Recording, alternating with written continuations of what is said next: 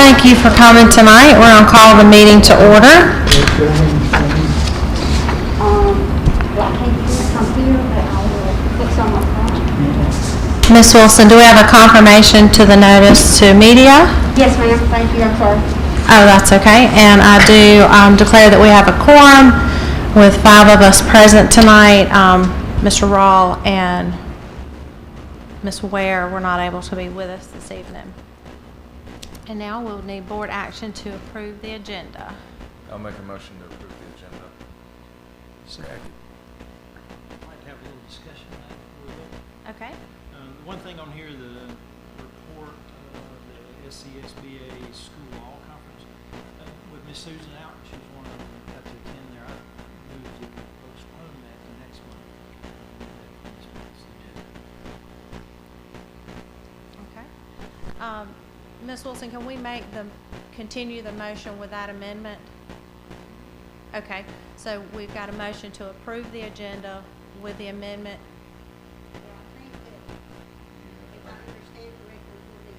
You'll have to make a motion. I'll make a motion to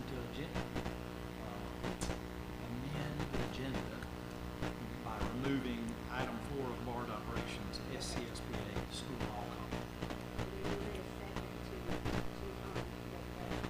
I'll second it. Okay, so now we have a motion to approve the agenda with the removal of the discussion about the school law conference, since one of our attendees was not able to be here tonight. So all those in favor? Okay, that's a unanimous vote. So we'll move forward with the agenda with the amendment. I do welcome everyone tonight. Thank you for being here. I know we're here on a different night on Tuesday, and I appreciate everybody making accommodations to make that happen. Mr. Patterson, would you lead us in the Pledge of Allegiance? Sure. Thank you. Pledge allegiance to the flag of the United States of America, and to the republic for which it stands, one nation, under God, indivisible, with liberty and justice for all. Thank you, Mr. Patterson. Now we have on the agenda that we need board action for the approval of minutes for the following meetings: July 12th, August 9th, August 23rd, and August 27th. I'll make a motion to approve the minutes of July 12th, August 9th, August 23rd, and August the 27th, 2021. I'll second. Thank you. All those in favor of approving the minutes for the meetings mentioned July 12th, August 9th, August 23rd, and August 27th, please raise your hand. That's unanimous. Thank you. Minutes are approved. Let me get down to our next item on the agenda. And I do want to mention that Dr. Thomas is joining us virtually tonight. So she can see you, but you might not be able to see her. So, and up next we have the Lawrence Middle School report from Mr. Lewis Compton. Thank you, Ms. Little. Thank you, and Dr. Thomas and school board members. I want to thank you all for giving us the opportunity to share what's going on at Lawrence Middle School this year. We're off to a good start, and just want to share some of the things that we have going on at Lawrence Middle. Expanding on Dr. Thomas's district theme this year of being a champion, we expanded for our school and adopted the idea of cross the line. To be a champion, that you must cross a line to be the best you can be. I've got a short, very brief segment of a video that we showed at our beginning of the year faculty, staff development, and to infuse or to get this idea of crossing the line to be a champion. Remember your choice to cross the line and make good things happen for yourself and the people around you. Not always easy, but it is simple. Each of us is ultimately responsible for our results. Regardless of challenges, regardless of difficult people, regardless of what some of your colleagues and friends might tell you, it's time to cross the line. Are you ready?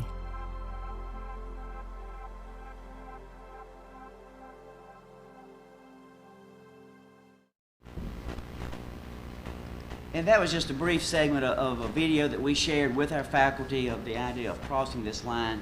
At Lawrence Middle, I get to witness every day our faculty crossing a line to do what's best for our students, teaching and instructing in ways that, I mean, I didn't really realize was possible. The effort they're putting in for our kids, and so it's just a uplifting thing for me to see our faculty at work, and I enjoy being there every day. But to cross that line, take a minute to look at some of the things that we're asking our staff to do to cross the line. We're asking them to commit, is to cross the line, to work hard, to focus, and to bounce back. This commitment that we've made at the beginning of the school year was committing to the 4.0 rubric.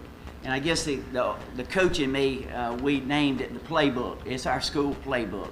And the 4.0 rubric is a evaluative tool for teachers in South Carolina, but basically it's good teaching practices. And we're not using it, we're using it from a teacher growth standpoint, that teachers can grow and learn and to improve their craft. And that's our focus for this entire school year, is good teaching. We're also looking at individual student support, the social, emotional, and academic. Our teachers are working hard to give or infuse student ownership, that they are engaged and have ownership of their work. Again, focusing on that rubric, the environment, the planning, the instruction, and the assessment in the classroom, and then bouncing back. Obstacles that we face, we think we want to use the obstacles as that equals growth. That when we see something, it's not a stopping point, but it's an area to grow to overcome some of those things that we face. Our student population, talking about our students, we're about where we always are steady in 429 students. I know it may look like a typo that we've got 150 in 7th and 8th grade, but that's what it was earlier in the week. That might change, but for right now, with our 6th graders being our lowest level, and we do have 11 virtual students this year, so we're working with those students virtually. Talking about our students, we're asking our students to also cross the line. We want them to commit to finding their strengths and their interests, to participate and engage in learning. We also want them to work hard. And if you know anything about middle schoolers, and I'm going to be honest with you, I'm learning coming from 29 years at the high school, but managing emotions, that's something that we're working hard to do that and to make positive contributions. We want our students to make positive contributions. Focusing on personal goals, both academic, social, and emotional. And again, being able to bounce back and embrace challenges that is not a stopping point. It's not something that is a bad thing. It's something that we can grow from, and we really want us to learn from our mistakes to overcome those things. Speaking of obstacles, some of the obstacles that we have faced, again, we came into the school year thinking that we would be a purely normal school year. By the end of the summer, that has sort of changed a little bit. But these are our COVID numbers, but we're not as in bad shape as some of our other schools in the district. We've managed pretty well and are doing well. Our spring data, our school is the blue bar graph at the top, the district is the orange, and the state is the green. This is the SC Ready that we took in the spring of last year. We're not where we want to be, but we are a tick above maybe the district level. But we want to compete at the state level. We want our scores to be competing at the state level. Our MAP data that we took in the fall, our 6th graders coming in, there will be some opportunities for growth there as well. But these growth equals opportunities. And we're excited that we've got 98% of our students in the building, and that definitely equals a chance for growth and opportunity of our students to grow. Our 7th grade MAP data, and our 8th grade MAP data, when we combine those scores for 7th and 8th grade, which are our returning students, it matches very closely to our SC Ready score. So we feel like that there was not a lot of learning loss over the short summer this year, because that data matches up pretty well from the SC Ready in the spring to our fall MAP data. So with some obstacles facing us, what is our plan of action? Well, our plan of action is really, last year as we went around and we observed, one of the things that we noticed or found through our observations in the classroom, that we would ask students, what are you learning? What's your goal today? And a lot of times they could tell us, what they were doing, and they were always working, but what were they doing? But I want to know what you're learning. So that we decided last year that, again, we're going to focus on the 4.0 rubric to help our students, help our teachers to be able to pinpoint that accuracy, and having our students to be able to identify what is their learning goal for the day, and helping them to grow as a student and helping with their academic work. We're implementing learning walks as an admin team. That means going in as a group, not just an individual, not just a principal in this room, but as a team. We go in to classrooms, we notice what are the strengths, what's the strengths of the classroom. We come out, we talk about those, we note the strengths, and we go to others, and we find patterns throughout the school, and we work to build on those strengths with our teachers. Also, we want to, in our PDs, we want to work on having our students, being able to group our students to identify their specific needs, and that the picture on the right is a picture of the learning continuum, where it identifies students' strengths and is able to group students that have specific needs. Our instructional activities and initiatives, things that we're doing this year. I coined a term, or I didn't come up with a term, but I used a term with our teachers. We always talk about PD, professional development. But I told our teachers, let's don't worry about developing, let's have professional discovery, where that we go and we discover together the things that we can grow and find our strengths and where we're at and move forward with that. And that was sort of where we started at the beginning of the year, was finding teachers what they're good at and building upon those strengths, and then bringing any other changes that we may need along. Another thing that we're focusing on is minimizing the use of computers in the classroom, getting our students with hands-on, engaging materials. And computers are with us. We know that, and they're a great thing. But having those students to disengage from doing work on a computer, using the computer maybe as a textbook and a notebook, but getting hands-on activities where they're engaged in the classroom. That also is a focus that we're working on. Last week we have a lady from NIET, which is a mentor to our admin team. We did some learning walks last week, and that was one of the things that she noticed, was that even though computers were on the desk, students were engaged in hands-on activity and breaking away from that tie to that computer, as we were with the e-learning and that sort of stuff. Reflecting back, this profile of a South Carolina graduate. We want to make sure that this is very important at middle school, that middle schoolers identify their interests and their strengths, and in order to give them confidence as they move forward. You know, as a former, again, I keep referring, as a former high school teacher and administrator for 29 years, we all know how important academics are. But in educating the whole child, I've seen so many times that students come to the high school and they're not socially and emotionally ready to deal with the rigors of high school. And so one of the things that we really want to concentrate on is having three-pronged: academics, the social well-being, and the emotional well-being of our students, to deal with the stresses that comes with high school. And it is a stressful time as they transition from 8th grade to 9th grade, and to make that a more smoother transition. The next slide I want to show you is some student-centered activities and initiatives that we have going on at Lawrence Middle. If you take just a minute to look at a few of those, I'm going to highlight just a few. Some of these you've seen before from last year. Our new show, Score Big, Win Big, is an incentive. One of the things, our positive reward for positive behavior.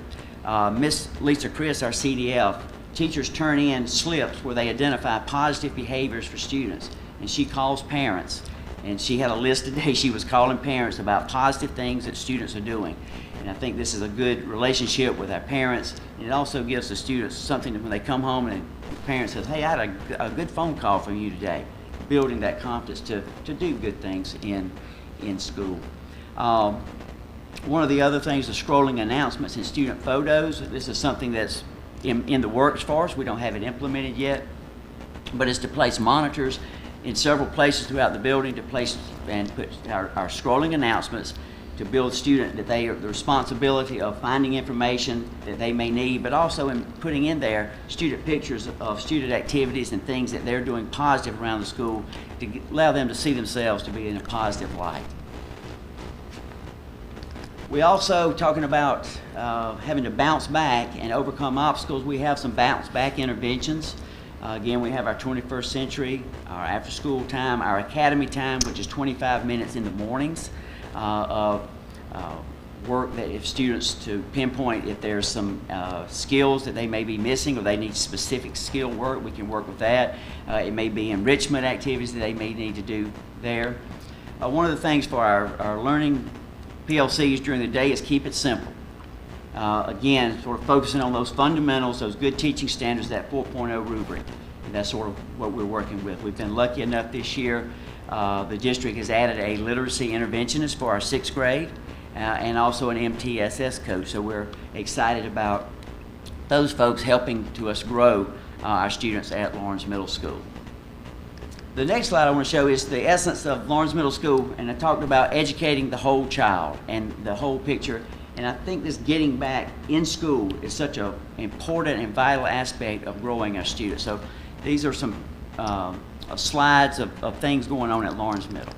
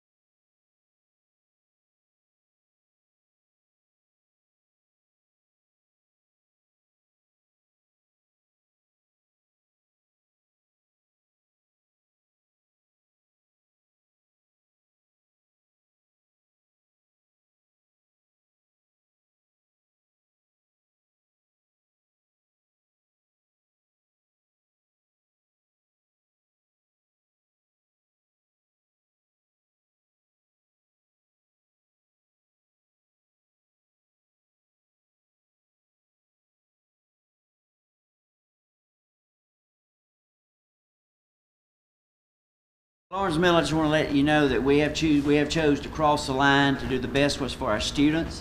And I just want to assure the Lawrence community that they can rest assured that Lawrence Middle, every employee has chosen to cross the line as we're educating the whole child, and we thank you for your continued support. Thank you. Thank you, Mr. Compton. Now, Dr. Thomas, we're up to your district updates.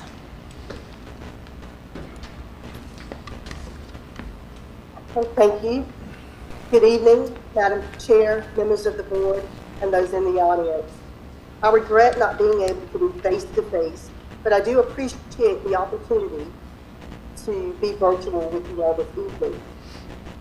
I'm very excited to share some of the many wonderful things happening across Lawrence County School District 55. You are encouraged to connect with the school district on social media and follow our hashtag of Lawrence 55 Champions, where pictures and video clips are shared highlighting our theme for the 2021-2022 school year of Be a Champion. For every child, every chance, every day.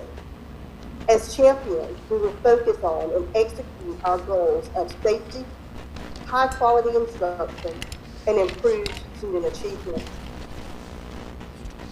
We're also very excited to continue with the Hispanic Heritage Month celebrations, highlighting the achievements of Hispanics across the country and right here in our community who make a difference and impact the lives of students.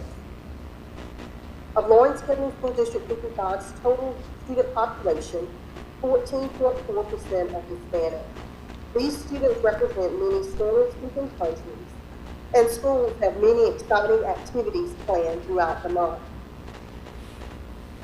We have also held 2 virtual events with our Parent Academy series, one on September the 16th and the other on September the 23rd.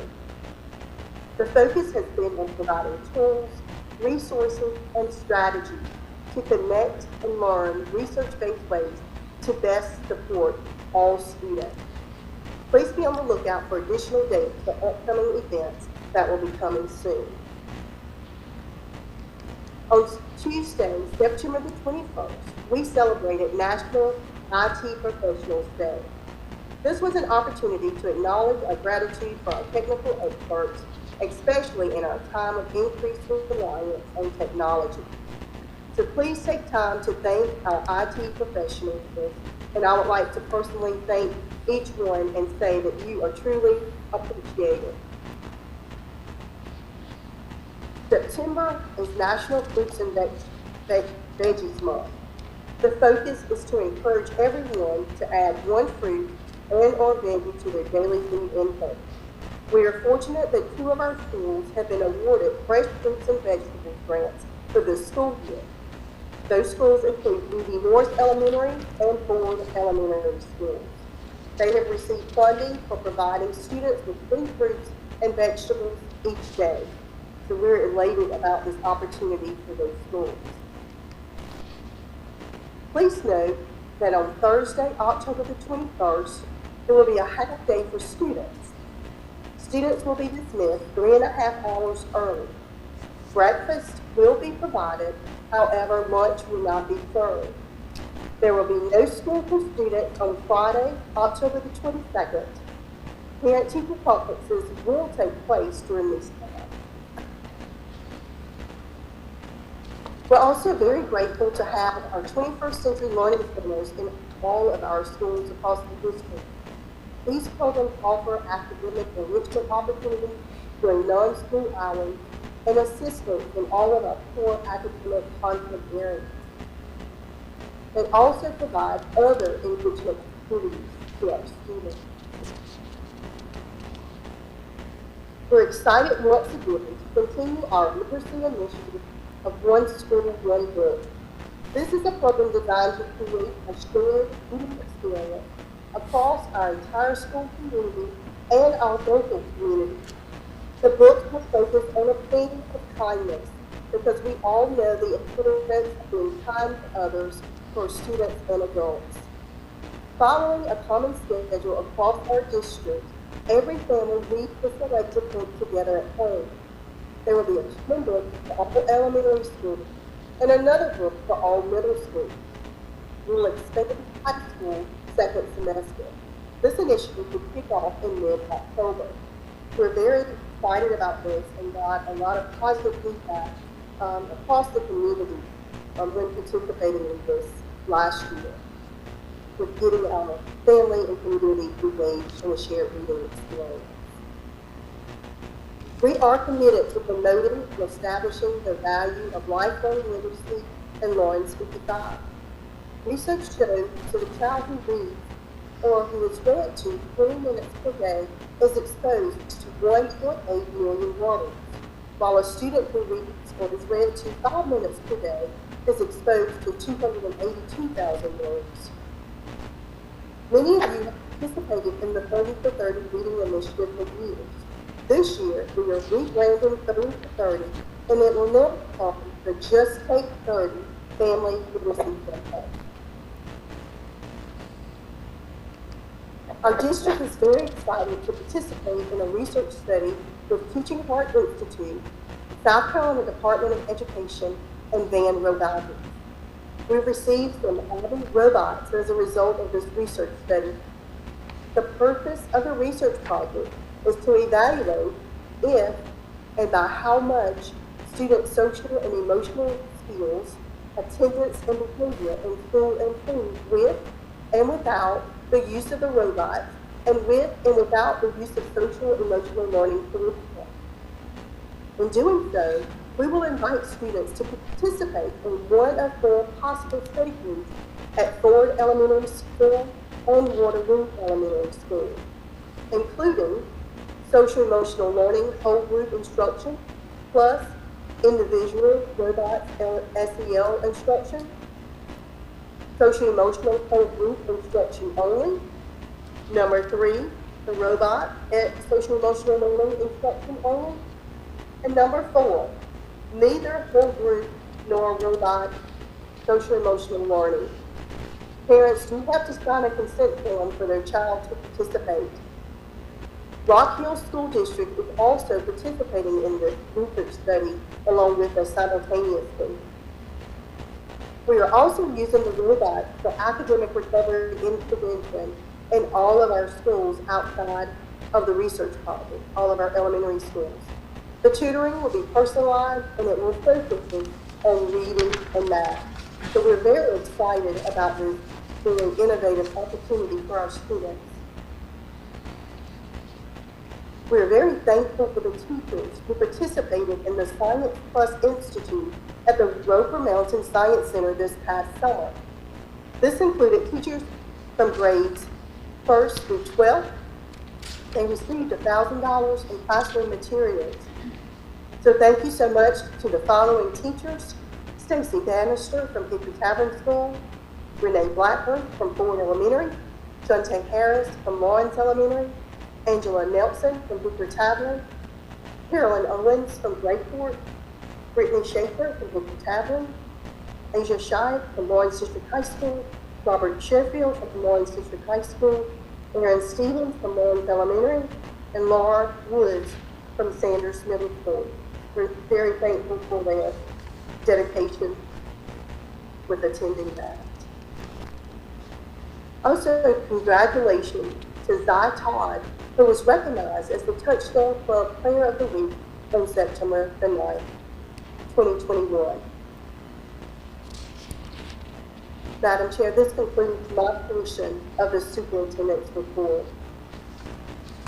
Thank you, Dr. Thomas. I appreciate it. Now up next, we have Dr. Brink on state report card data.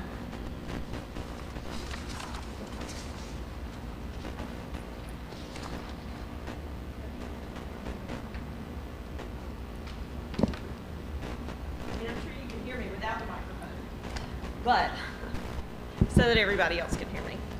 I'm going to do a couple of reports and I'll try to tie them all in, but I'll start with the state report card, which was released publicly on September the 1st. This is an annual release of state mandated and federally mandated data. And what I wanted to start with, just for your knowledge and for public knowledge, is the anatomy of a state report card. And what all you will see on a state report card, because even I had to ask a few questions, because sometimes you see something and you want to know, is that this year's data? Is that all state data? Is that nationwide data? And so it is broken down into 3 parts. Obviously, there's an overview, and this is for the district and for every school in our district. And in the academic section, there's academic achievement, which includes the SC Ready scores for those students who took it, and that's in ELA and math. The preparing for success is our SC Pass scores and our EOC scores, and our KRA, which stands for Kindergarten Readiness Assessment. Also included there is an English Learners Progress Report, which includes the numbers and the percentages of our EL students and how they're progressing towards proficiency.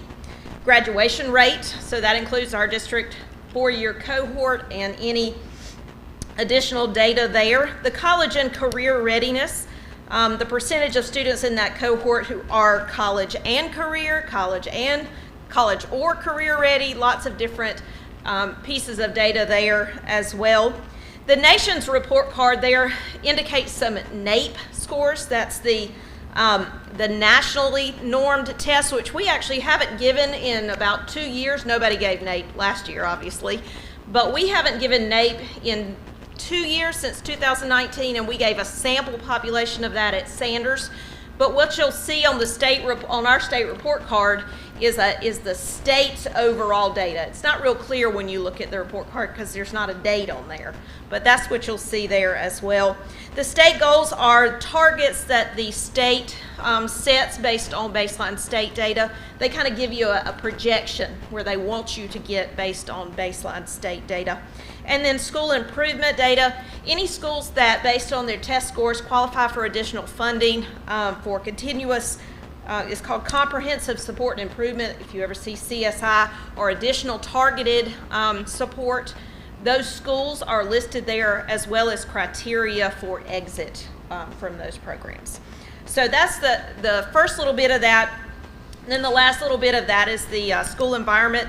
School engagement has things like your GT information, your IGP, student information, also your opinion survey information that I'll kind of give you a little overview of, classroom environment, teacher certification data, attendance rates, salaries, teacher retention, how we're trending over the last couple of years, student safety, that has a couple of little pieces of data that will pull from the opinion surveys, teacher, student, and parent, specifically targeted to bullying and safety. And then finally, your financial data.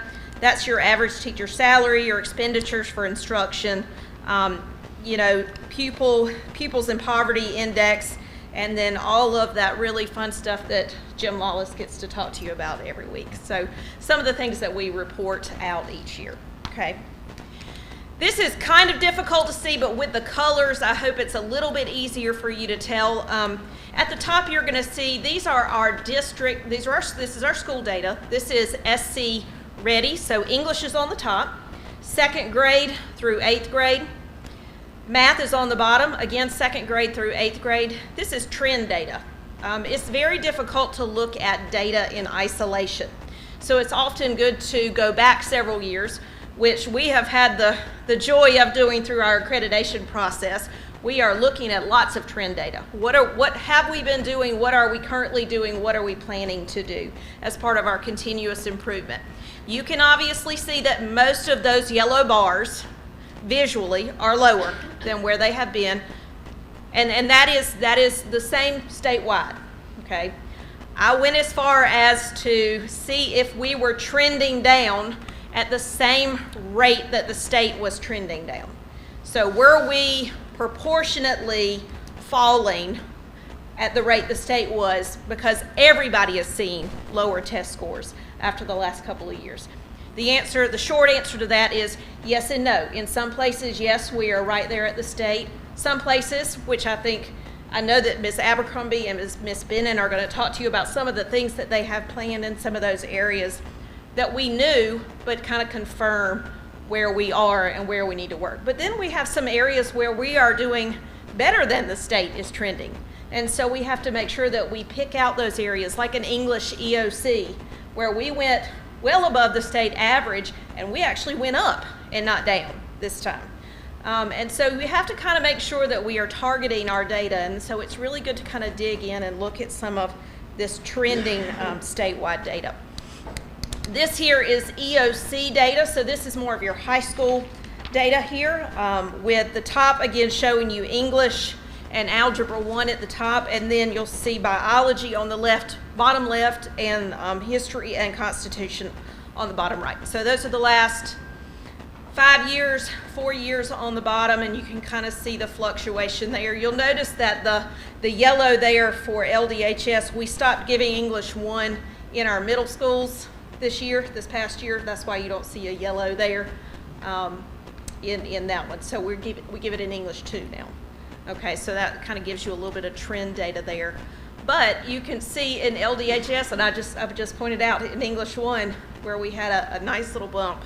So that's something to celebrate there as well. Some of the additional things and I tried to make these green and red so they're a little bit easier to see, that I think are really great things for us to look at. With this is our graduation rate. I'm sorry I didn't put a title up at the top. I almost questioned myself as to what that was, but that is our high school graduation rate. And that is something that you can see has been on the rise for the last 4 years. So that is most certainly something that we can celebrate. We are very close to the state high school graduation rate. So every year we have, with the exception of a little bit of a dip, but we have been on a steadily increasing rate in our high school graduation rate. In addition, one of the things that I think is really good that they've added to the state report card in the last couple of years is information about our CTE programs in our schools, our career and technology education. Our high school is doing a fantastic job of getting partnerships and getting certifications for our students and giving them additional opportunities. So you can see there in that second column the number that are enrolled in courses and those that are starting to earn national or state credentials. We do have areas that we need to work on in terms of our EL population and those that are working towards proficiency. And we've seen a slight dip in those that are served in our GT programs as well. The NC is the no change. They didn't put anything on the report card last year for that. One of the greatest things we have to celebrate is our trend data in our student, teacher, and parent opinion surveys. By and large, this has gone up over the last 3 years in the satisfaction with the learning environment, the social and physical environment, as well as school-home relations. You can see there's a little dip in how students felt last year about the school-home relations and how they felt a little bit about that. And so one can guess what maybe came to that, but that's where you see a little bit of a dip. But otherwise, you can see that our teachers reported and our students reported an increase in their satisfaction with the different environments across the board. Same thing with our parents. Increasingly in each of those areas, their satisfaction increased from the previous year. So we are headed in the right direction there, and that is certainly a highlight for us with our parent and teacher surveys. So where do we go from there? Last time I gave you sort of a strategic plan update. All these things help with the strategic plan renewals, making sure that we're on track for our trend data. With our strategic renewal, we put all of this data in. Now that we have this information, we go back, and that strategic renewal is a living document. So we update this and we see if we are trending towards what we'd like to see ourselves as in 5 years. So that's how we use this data. It also helps us with budgetary plans, with federal programming, with state programming. We love to write grants, and we do a really good job at it around here. And we have a fantastic grant writer, but she uses a good bit of this information to write grants. And then our schools use this for SIC planning. They use this for writing their professional development planning. I use it for Title I, Title II, and Title III. So we use all of this data in a lot of different ways. Okay. Before I move on to my final piece, which is accreditation, that's a lot of information. Does anybody have any questions, Mr. Varner? You know I do. Of course you do. A couple of Sure. them I have. I know, looking at the report card a little ahead of this today, most of the CTE credit certificates that students got were in 2 or 3 areas, and that was it. But there were a lot of others that were zeros. Do we have any initiative to get some? I would have to look specific. You're right. When I look at that we don't offer certifications in every last one of those. And I know that particularly with Lawrence High School and moving towards the middle college, I think we'll start to see that trend. We'll start to see those zeros start to fill in. That's a piece of data that they haven't started. This, I think, is only the 2nd year, maybe the 3rd, that they've been tracking those cohorts on there. So I think I'd have to get you specific ones on those specific zeros, but you're correct, they do. And we have some very strong programs at the high school, and that's where a lot of those are. And then the other one is and I brought this up earlier in another discussion too. It seems like our percent of excels, or gifted, if you will, is about half of all of our surrounding schools.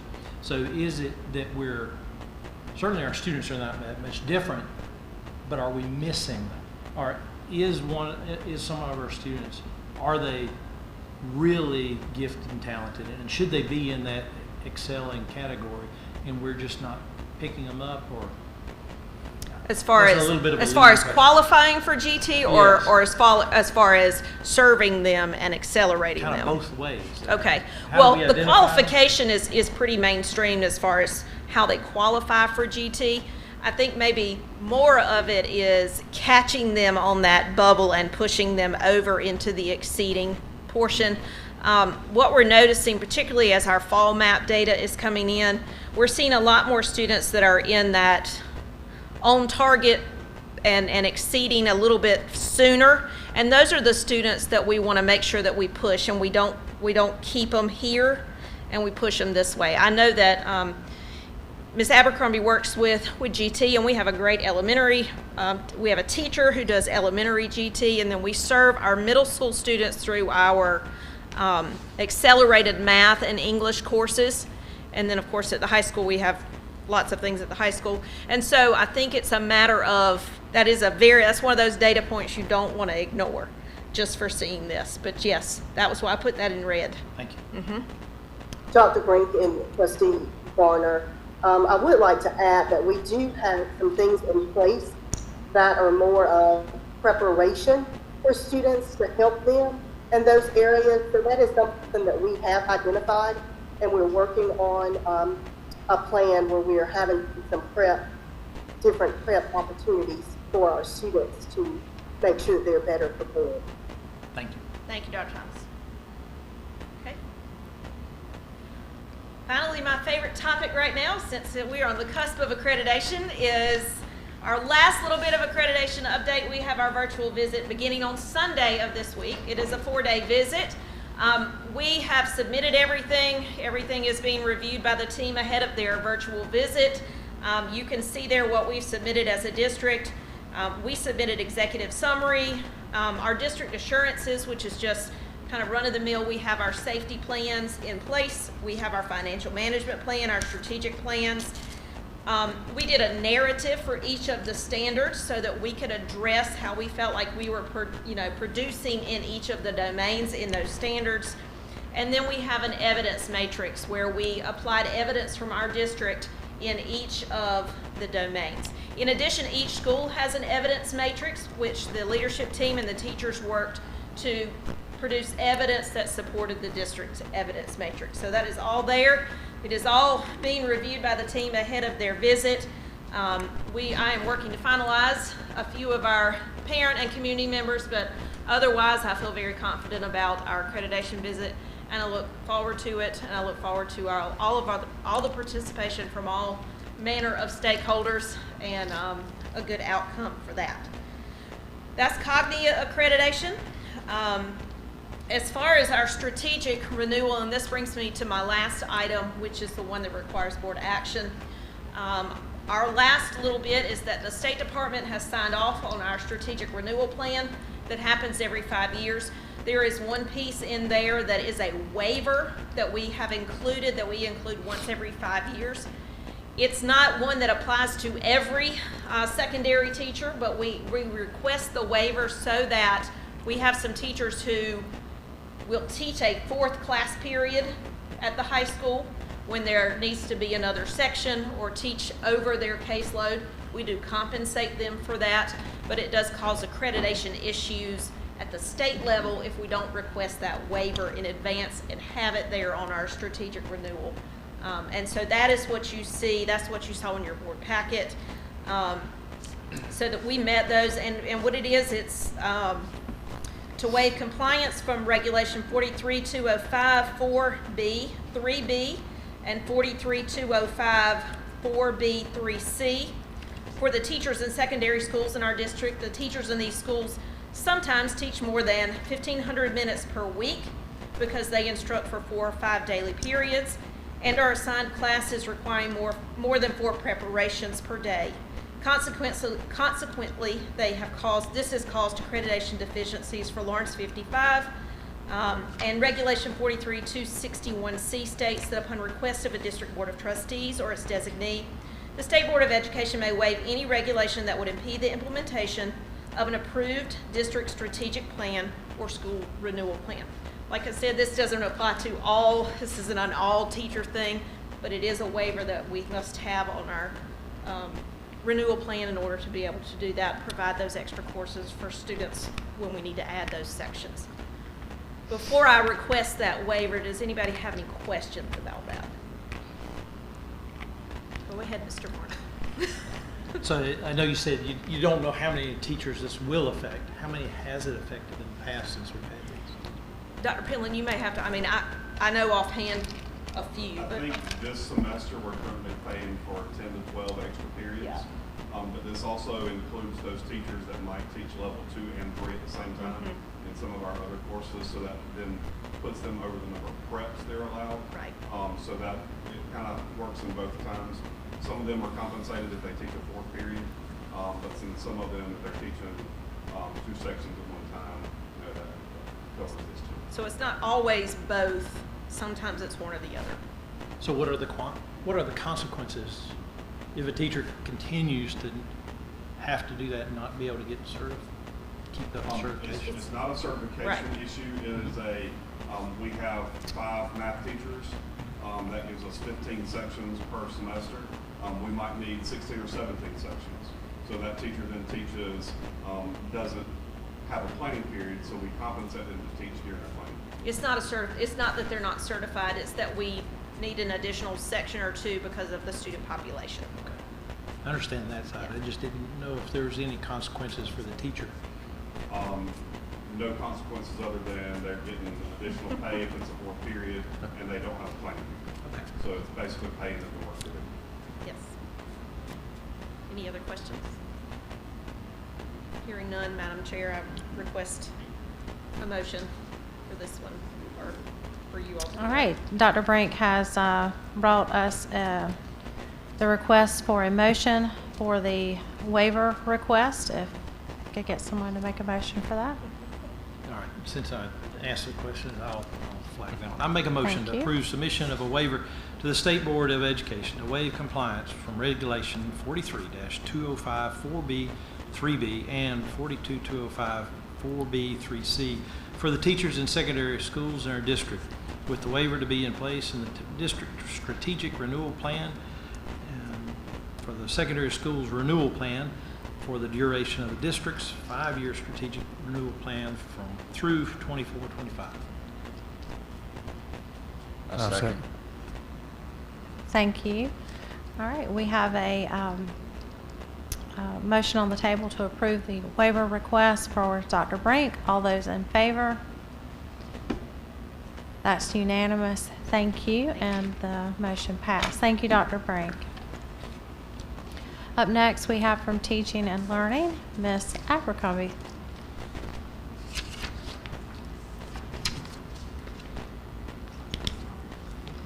Good evening. Good evening. I just wanted to take a moment just to share some wonderful things that are going on in our district and to give you an update from the Department of Teaching and Learning. And so I would like to start out just by saying a huge thank you to our champions. All of our faculty, our staff, our certified, our non-certified, I just want to take this opportunity to thank them for the tireless, endless hours that they spend as they are preparing for the next day, preparing for next week, and the work that they're doing each and every day in our buildings, because it takes all of us working together, and many have had to step up and do some things, you know, just because of the needs within the buildings, of the challenges that we're facing. So I would like to publicly just thank all of our employees for their hard work and the effort and the teamwork. So our mission, and you all know this, but I just wanted to restate, our mission is empowering and inspiring all to be educated and informed. And as we work towards achieving that, we want to focus on our district goals, which are safety, high quality instruction, and improvement for student achievement. And so as a department, we have been working hand in hand with our administrative teams in our building and with our schools and teachers to strengthen Tier 1 and Tier 2 instruction. And because we feel like that those strong instructional strategies, and this goal will hit every classroom in our building, every classroom in our district. It is not content specific, it is not grade level specific. So if it's happening in a 4K classroom, if it's happening in a physics classroom, you know, as long as we're having some strong instructional strategies, then we will begin to see the momentum building and growth within our students and in their learning. And then our second goal in the department is to provide support for all of our teachers to achieve 3s and 4s on the South Carolina Teaching Standard 4.0 rubric. You heard Mr. Compton in his report from the school talk a lot about the 4.0 rubric, because that is our focus, and together, hand in hand, we are working on that because we do have a lot of challenges. And I have just a quote here: the true test of a champion is not whether he can triumph, but whether he can overcome obstacles. And again, Mr. Compton, I feel like I could have just seconded his part and not got up here tonight. But anyway, we do have obstacles that we are facing. And, you know, starting out this year, we were hopeful that it would be as similar to normal as it could be. But we realized early on and at the very beginning of the school that we were going to have to continue to face the trials that we were facing with COVID and the having to quarantine and teachers having to teach and students being at home having to learn. And so we have obstacles, but we are certain that together we are going to be able to achieve and to keep moving forward. Real quickly, I just want to just share with you the teaching standards, the 4.0 rubric, as Mr. Compton shared, is the evaluation tool for teachers. But we too are using it in a way to get grounded, to go back and be grounded in strong foundational things that we need to remember as educators. And in that, there are 4 different domains, and this month we have been focusing on the planning domain. And within that domain, there are 3 indicators: the instruction plans, student work, and assessment. And so we've been working hand in hand with our instructional coaches and with our administrators.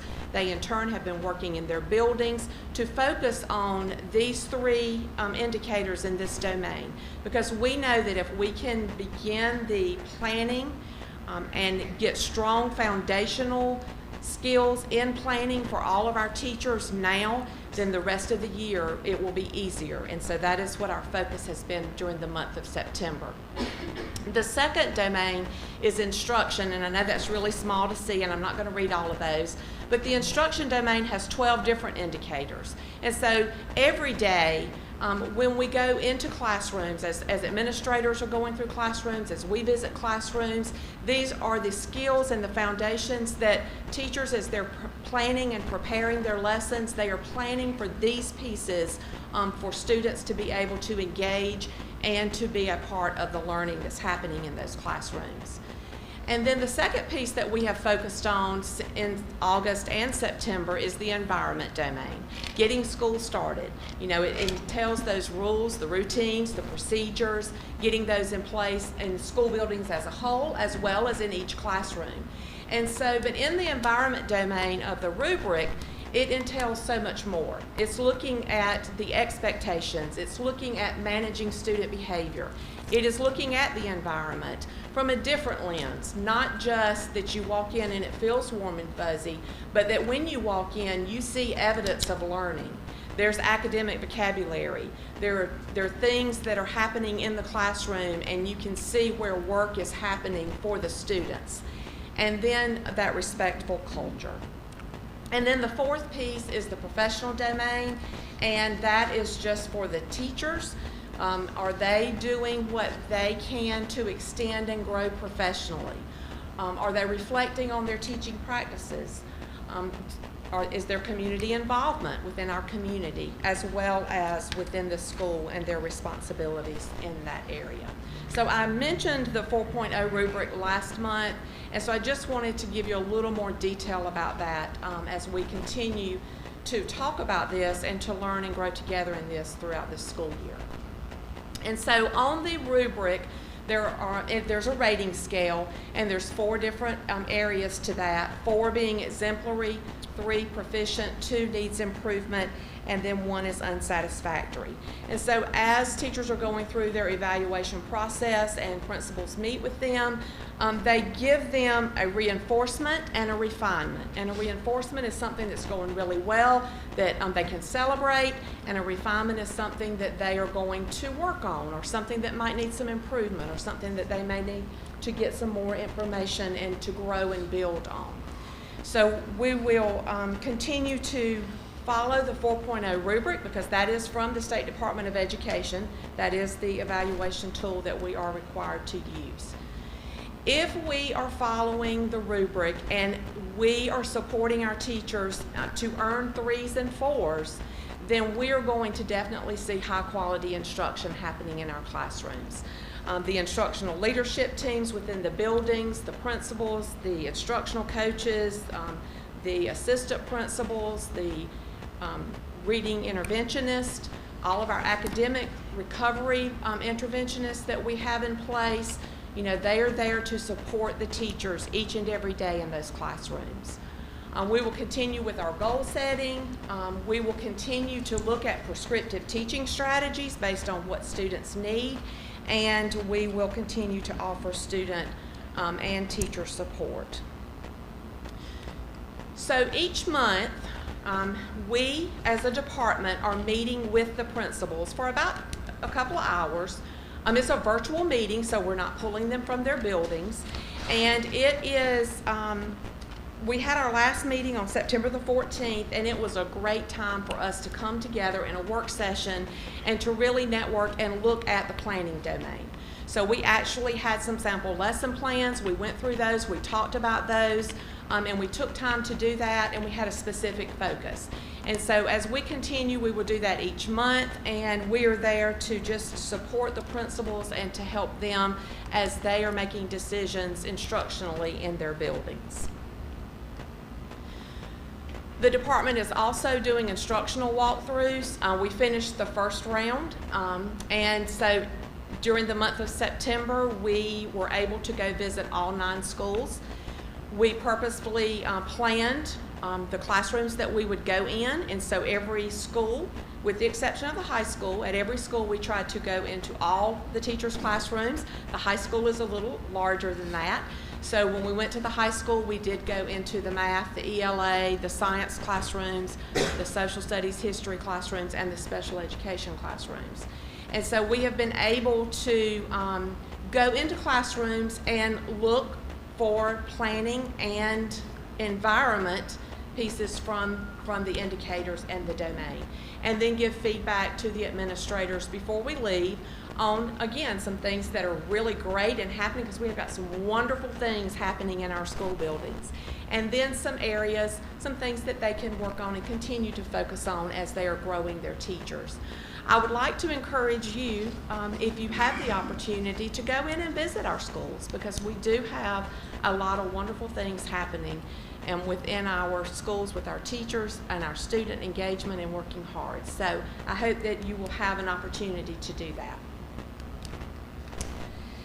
Personalized learning. So we have been working with personalized learning for the last couple of years in our district, and all 9 of our schools have certified teachers or trained teachers in personalized learning, and we are continuing to utilize those strategies within all of our buildings.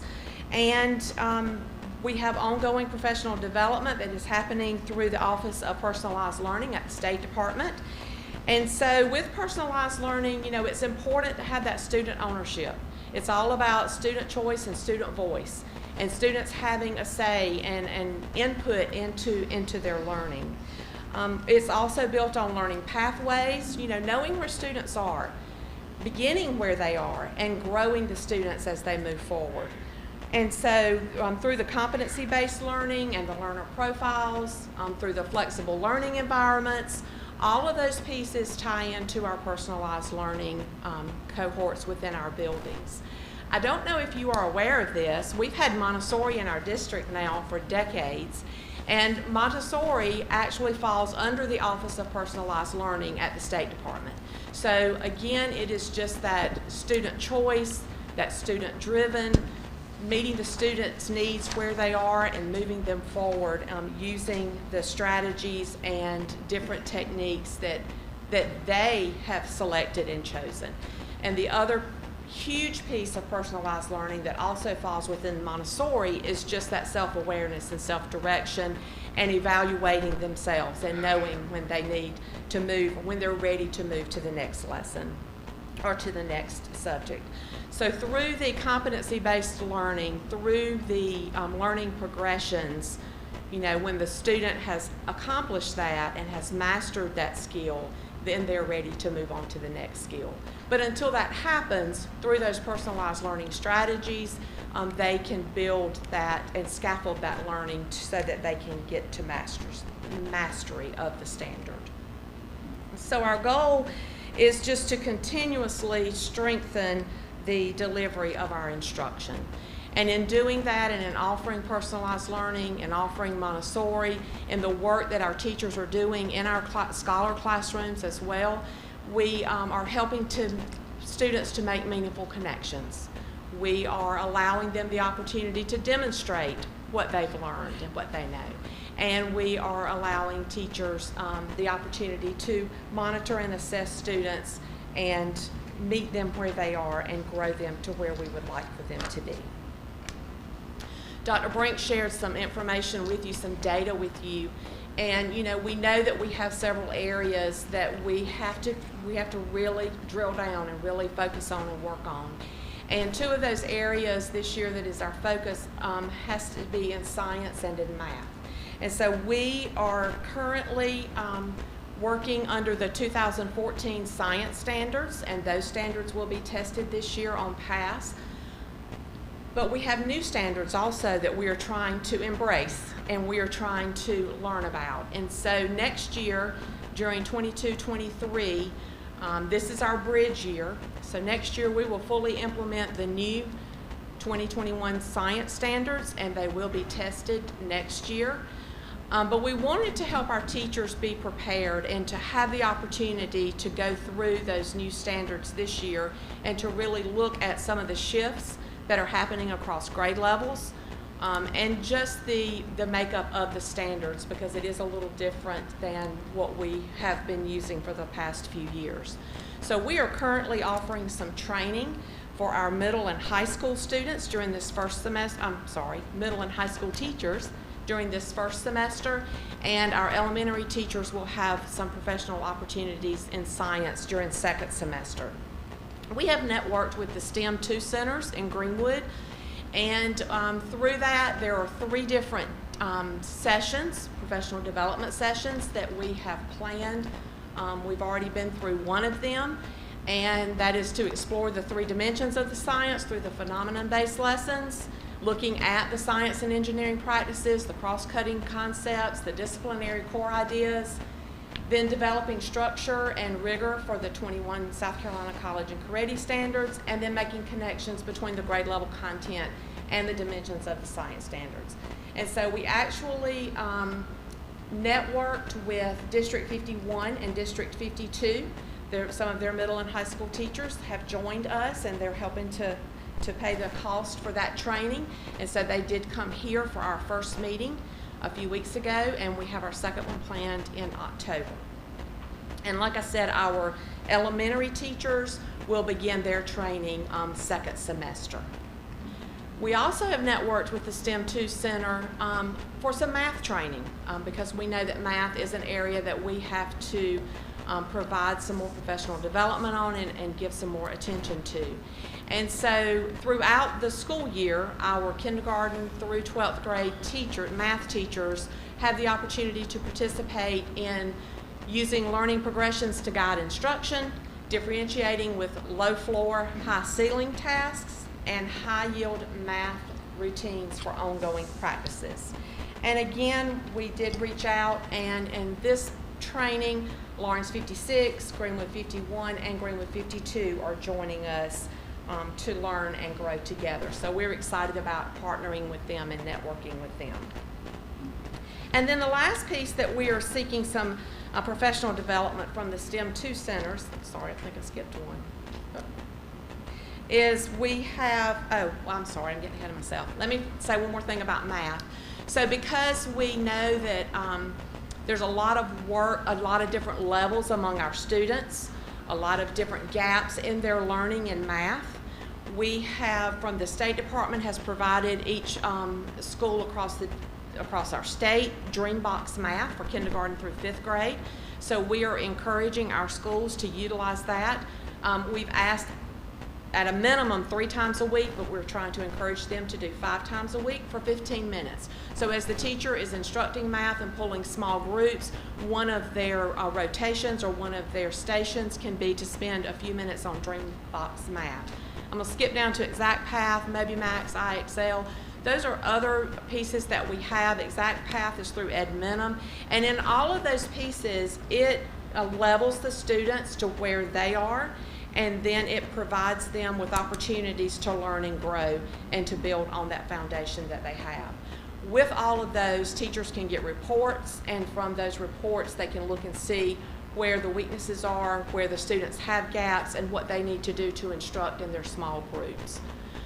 We also are participating in our in the West Ed Early Math Initiative, and again, this was a State Department initiative. It's a research project with our some of our 4K CERTEP classrooms. Not all of them were selected because it is a research project. And we're very excited about this because it is actually looking at strengthening and providing some high quality math, different math tasks, a different way of teaching math in the sense that it's hands-on completely, where students are really grounded in building those concepts of math and learning about math at a very early age and starting while they're in 4K. So that will be ongoing all year long and into next year. And so we know that we have some room to grow in science and math, and we want to do what we can to provide opportunities for each of our schools. And then the last piece that we are working with the STEM 2 centers is in our fine arts department. So I know you've heard a lot about STEM, you know, the science, the technology, engineering, and math. And STEAM is the same of those, except it's adding the arts piece. And so for years, we've asked our teachers, our related arts teachers, to network with our content teachers and to provide that within the district. I'm trying to talk fast.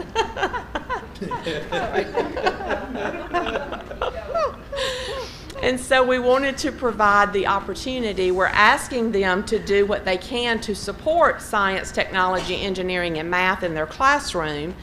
And so we wanted to provide them with some opportunities for some professional development. They have actually had their first meeting a couple of weeks ago, and they said it was amazing. They were so excited. So all of our art teachers, kindergarten through 12th grade, are participating in those great trainings through the STEM 2 Center. And then I would like to invite you all next Friday. We have our Reading Under the Stars. Last year we were unable to do this because of COVID, but this year we will be meeting at the football field at the high school from 6 to 8 p.m. on Friday, October the 8th. So we would love for you all to come, bring a blanket, bring a towel, something to sit on, a good book to read. We have lots of books to give away to all of the students. It is for kindergarten through 12th grade. We will have the food and nutrition will be there, giving away some fruit. We will have lots of different activities for the students to participate in. We are selling hot dogs if anyone would like to come. And if you are interested in attending, we would ask that you please go on our website, and there's a QR code for you to register, and that registration closes on October the 1st. And I'm almost finished. I just want to say, at our pep rally at the beginning of the school year, at our kickoff day, Dr. Thomas reminded us of being a champion. You know, it takes courage, honor, attitude, motivation, perseverance, innovation, optimism, and the last one is never give up, because it's not over, and champions extend their limits and make things happen, and that is what we are working together to achieve, so that we can provide that high quality instruction and that we can do what's best for all of our students. So thank you. Are there any questions? Thank you. I'm glad Mr. Finley replaced your mic because I have a lot of questions. No, I'm kidding. I do actually have a couple, but I would like for anyone else to go ahead first. The only quick one I had was, I know she had IXL on there, and that's a paid service that we use. It is. Does the district does not have a login for students for that? Or Not every school, that is a school-based purchase. So some of our schools have purchased that. Some of our schools have purchased Moby Max, but it is not a district-wide. So that's why I had them both on there. Exact Path is something we have purchased as a district. It's part of our Ed Minimum pack that we have. And so, but some of the middle schools and the high school uses the that's the only way IXL. we made it through algebra in our house. Thank you. I just have a couple of things. Okay. The planned walkthroughs or the instructional walkthroughs that you guys do, do the teachers in the classroom know that you're coming, or are they surprise visits? It's going to be both, but the first time it has been a surprise visit.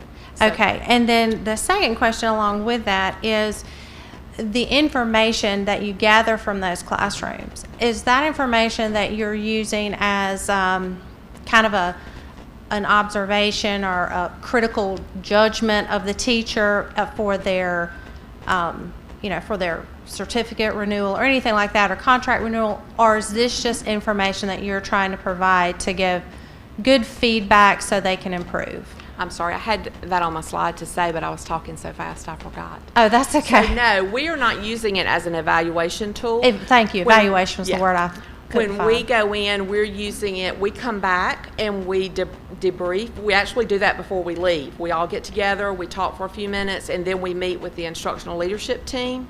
But when we come back, now that we finished the first round, the plan is I'm going to take all of the data and we will look at that as a whole to see, as a department, what do we need to do? What types of professional development do we need to provide? Because if we see something that is common across all schools and it's an area that we need to improve on, then we as a department need to help and support and provide that professional development. Okay.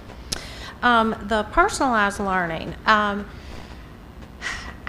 I can visualize it and see it from a Montessori perspective and in the elementary grades and middle school grades, but give me an example of how that looks at a high school level.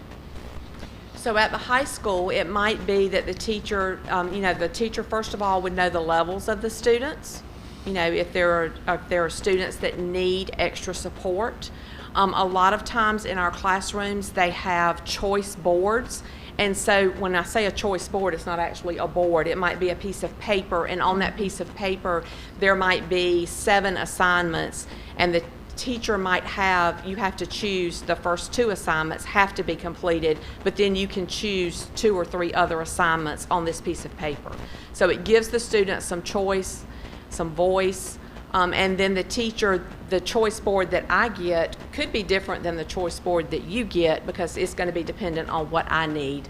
So my 4 choices that I choose from, or my 2 choices I have to do, might be more scaffold for my learning to get me to mastery, where you might be accelerated and your choice might be the same content, the same standard being addressed, but at a different level. Okay, thank you. That's a good example. Thank you. And then the last question is, I know I think this past year, we implemented new social studies standards, and I just kind of heard some chatter that it moved different subject matter from one grade to a different grade. Are the science standards that are changing that you mentioned, will they be that dramatic as well?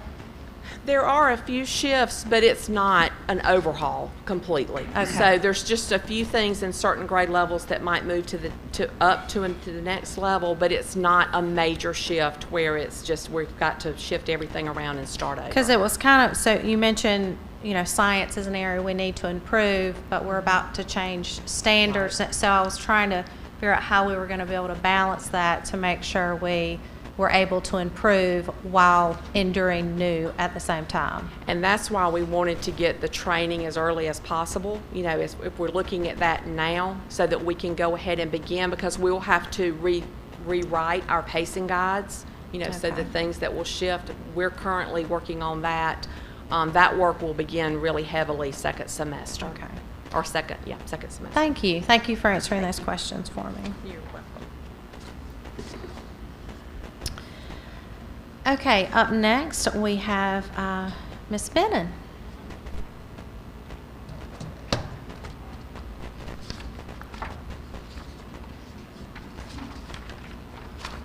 Good evening, Madam Chair, Dr. Thomas, school board members, those who are with us in person, and individuals who are viewing virtually.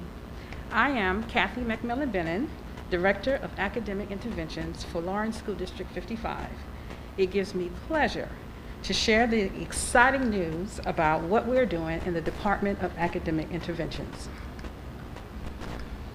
Meet our team. Kathy McMillan Bennon, Director, EDS, Educational Specialist degree in Educational Administration, doctoral candidate for a degree in Organizational Leadership. I have 31 years of varied educational experience and 20 years of entrepreneurial and insurance sales experience. Dr. Adrienne Davenport, retired school administrator, academic interventionist. She has received accolades from the Foothills Reading Council for being an outstanding district school administrator, and she brings 28 years of experience. Marie Milam, EDS, MTSS coach, academic interventionist, educational specialist degree in educational administration, doctoral candidate for a degree in educational leadership, has worked as an adjunct college professor for Clemson, USC, and Presbyterian College, lead reading recovery teacher with 42 years of experience.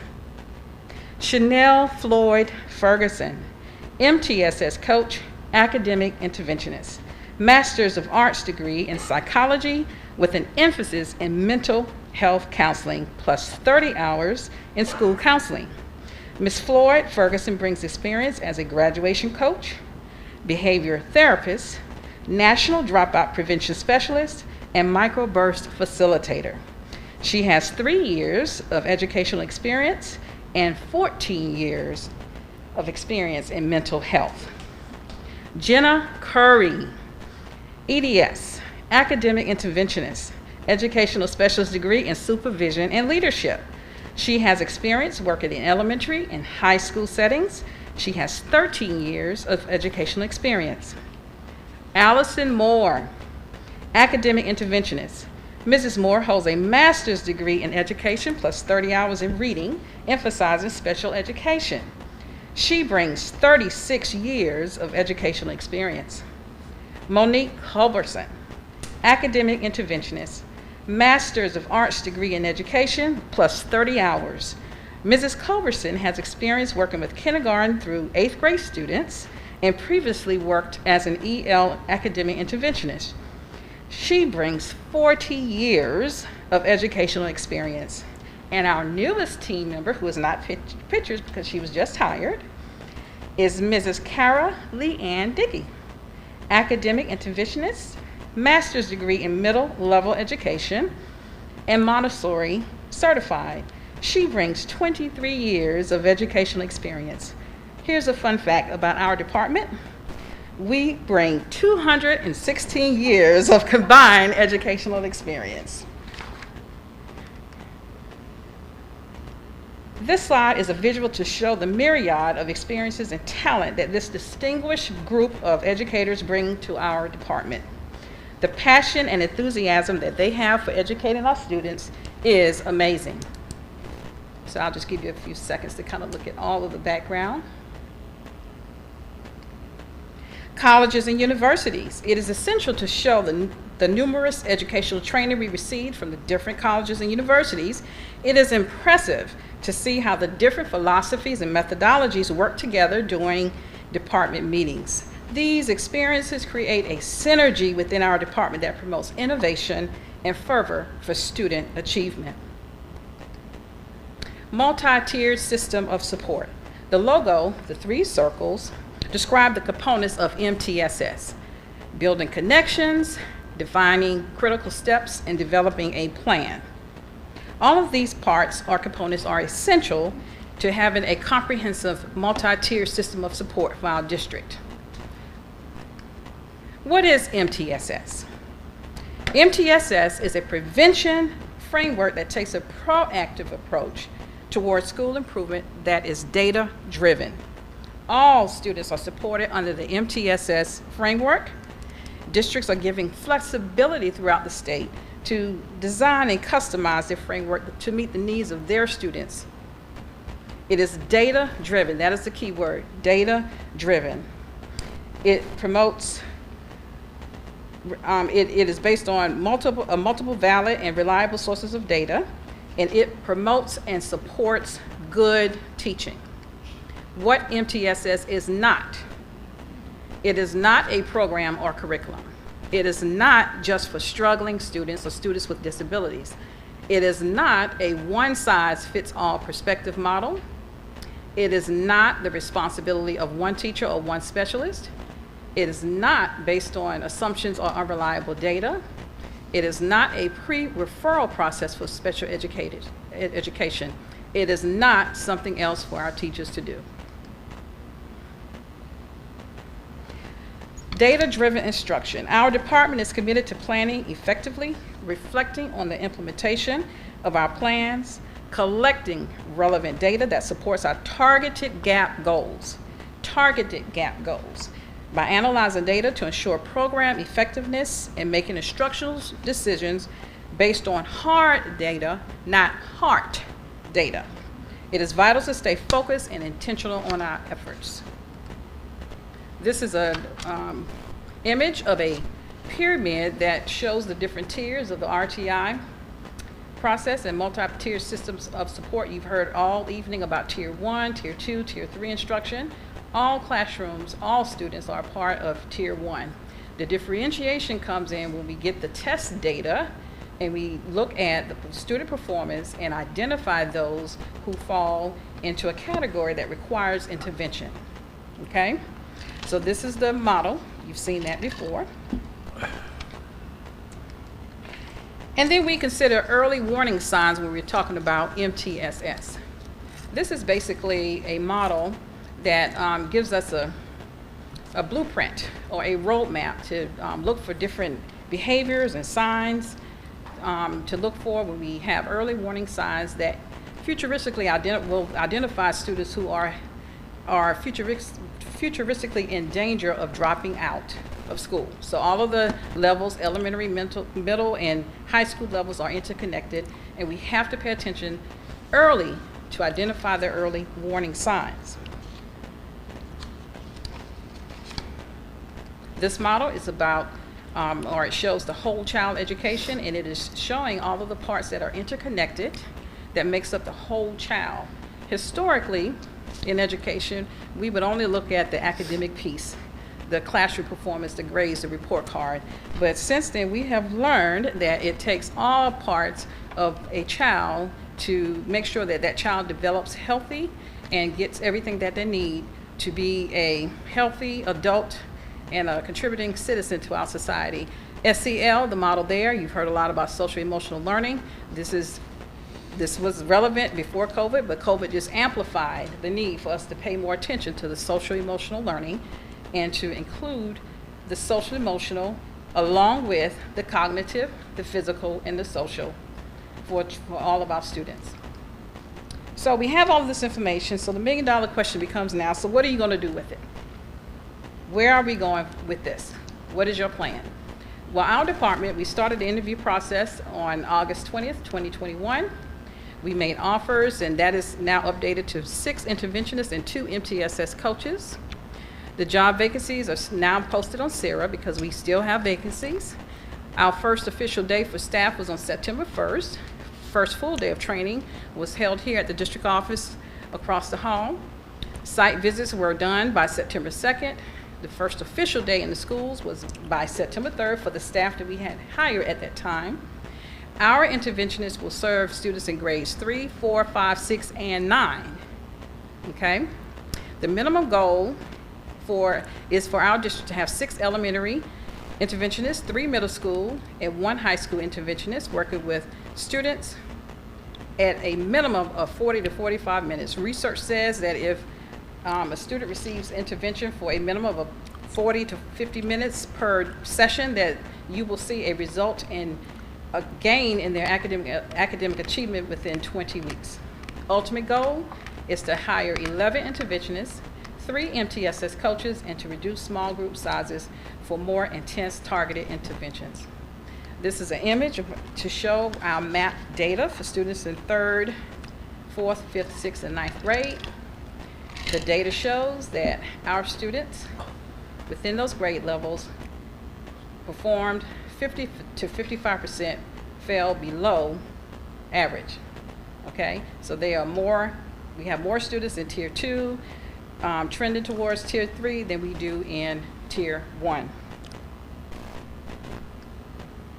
This visual is describing the Lexile levels. What we have learned is that in reading, especially ELA, that this is a continuum for reading, and our universal screener that we will be using based on the MAP data, looking at the comparative data, we have identified, I don't want to say diagnosed, but we have noticed a trend that our students in grades 3, 4, and 5 have a severe deficit in phonological awareness and phonemic awareness, going back to that phonics component, which affects reading comprehension and vocabulary.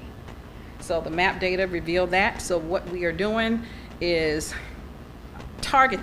specifically targeting individual students who fell within that 21st to 40th percentile on MAP that are now trending towards Tier 2 and Tier 3, and providing them with interventions to help increase Lexile levels, which ultimately improves reading comprehension and informational text and literary context.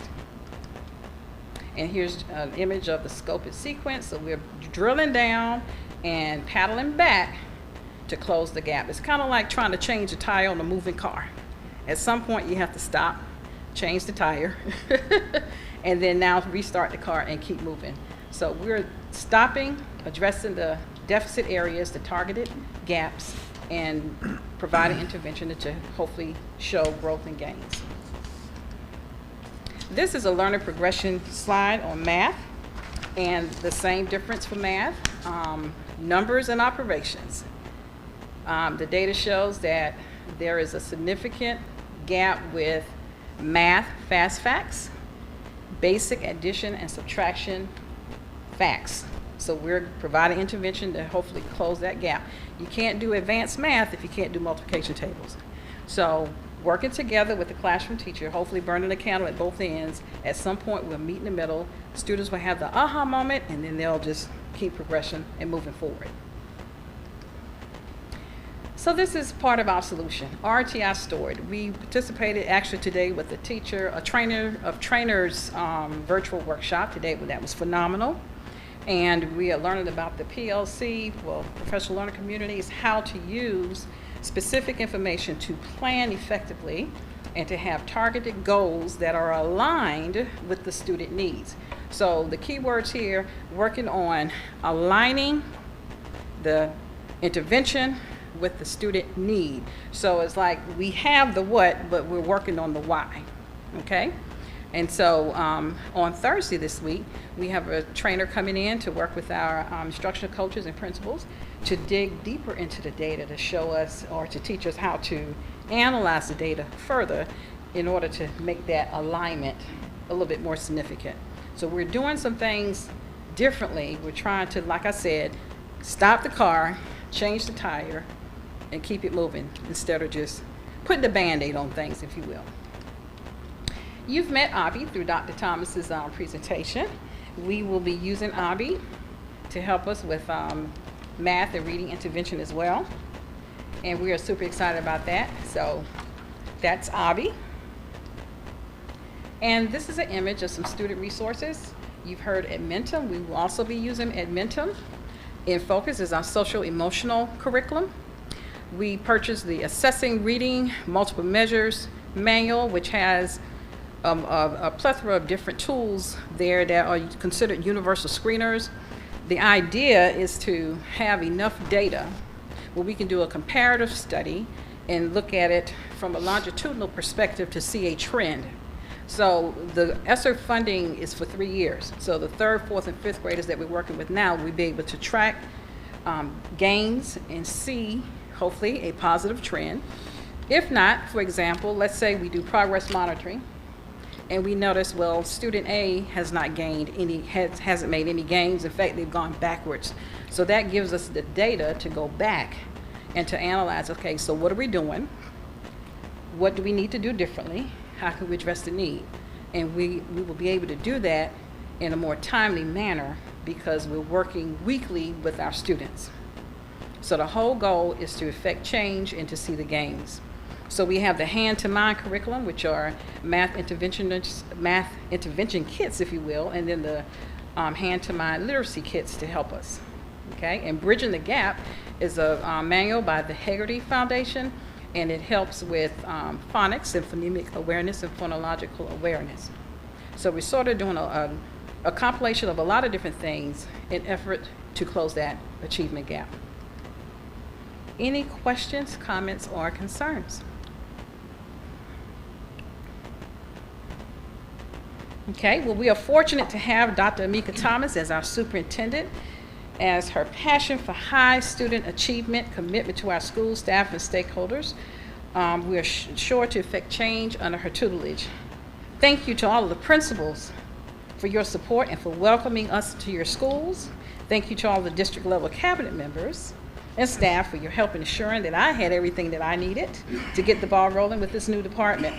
The support that we have received is a prime example of everyone achieving more by working together and being champions of learning for our students.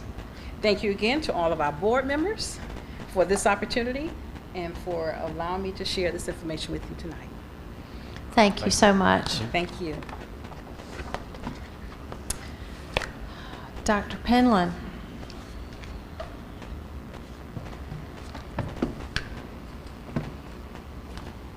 Good evening, everyone. Good evening.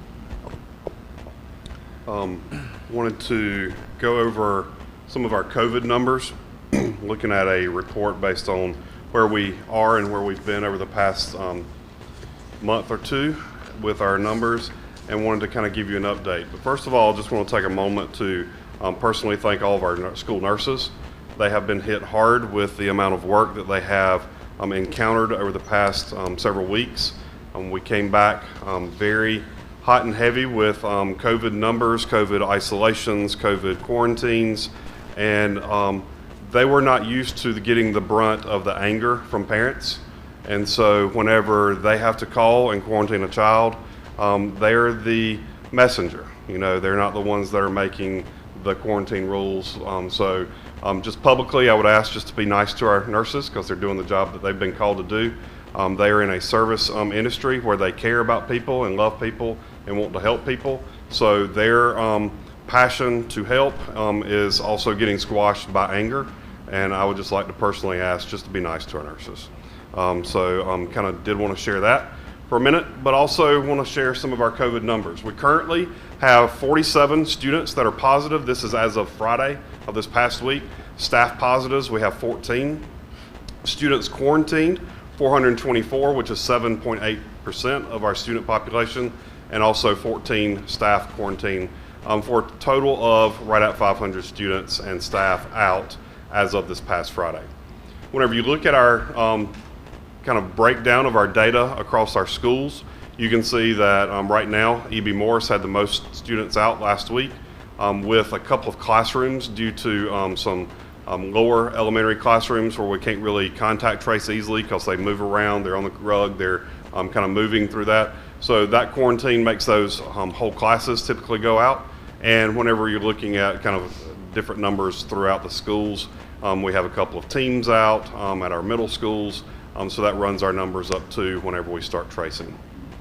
Our COVID dashboard tracking, something we've been doing over the past year and actually a few weeks. That whole first part of that graph before the kind of lull in there is where we stopped this summer. So you can see that green line are our positive numbers all of last year. We peaked last year at 46 positives, was our highest number last year.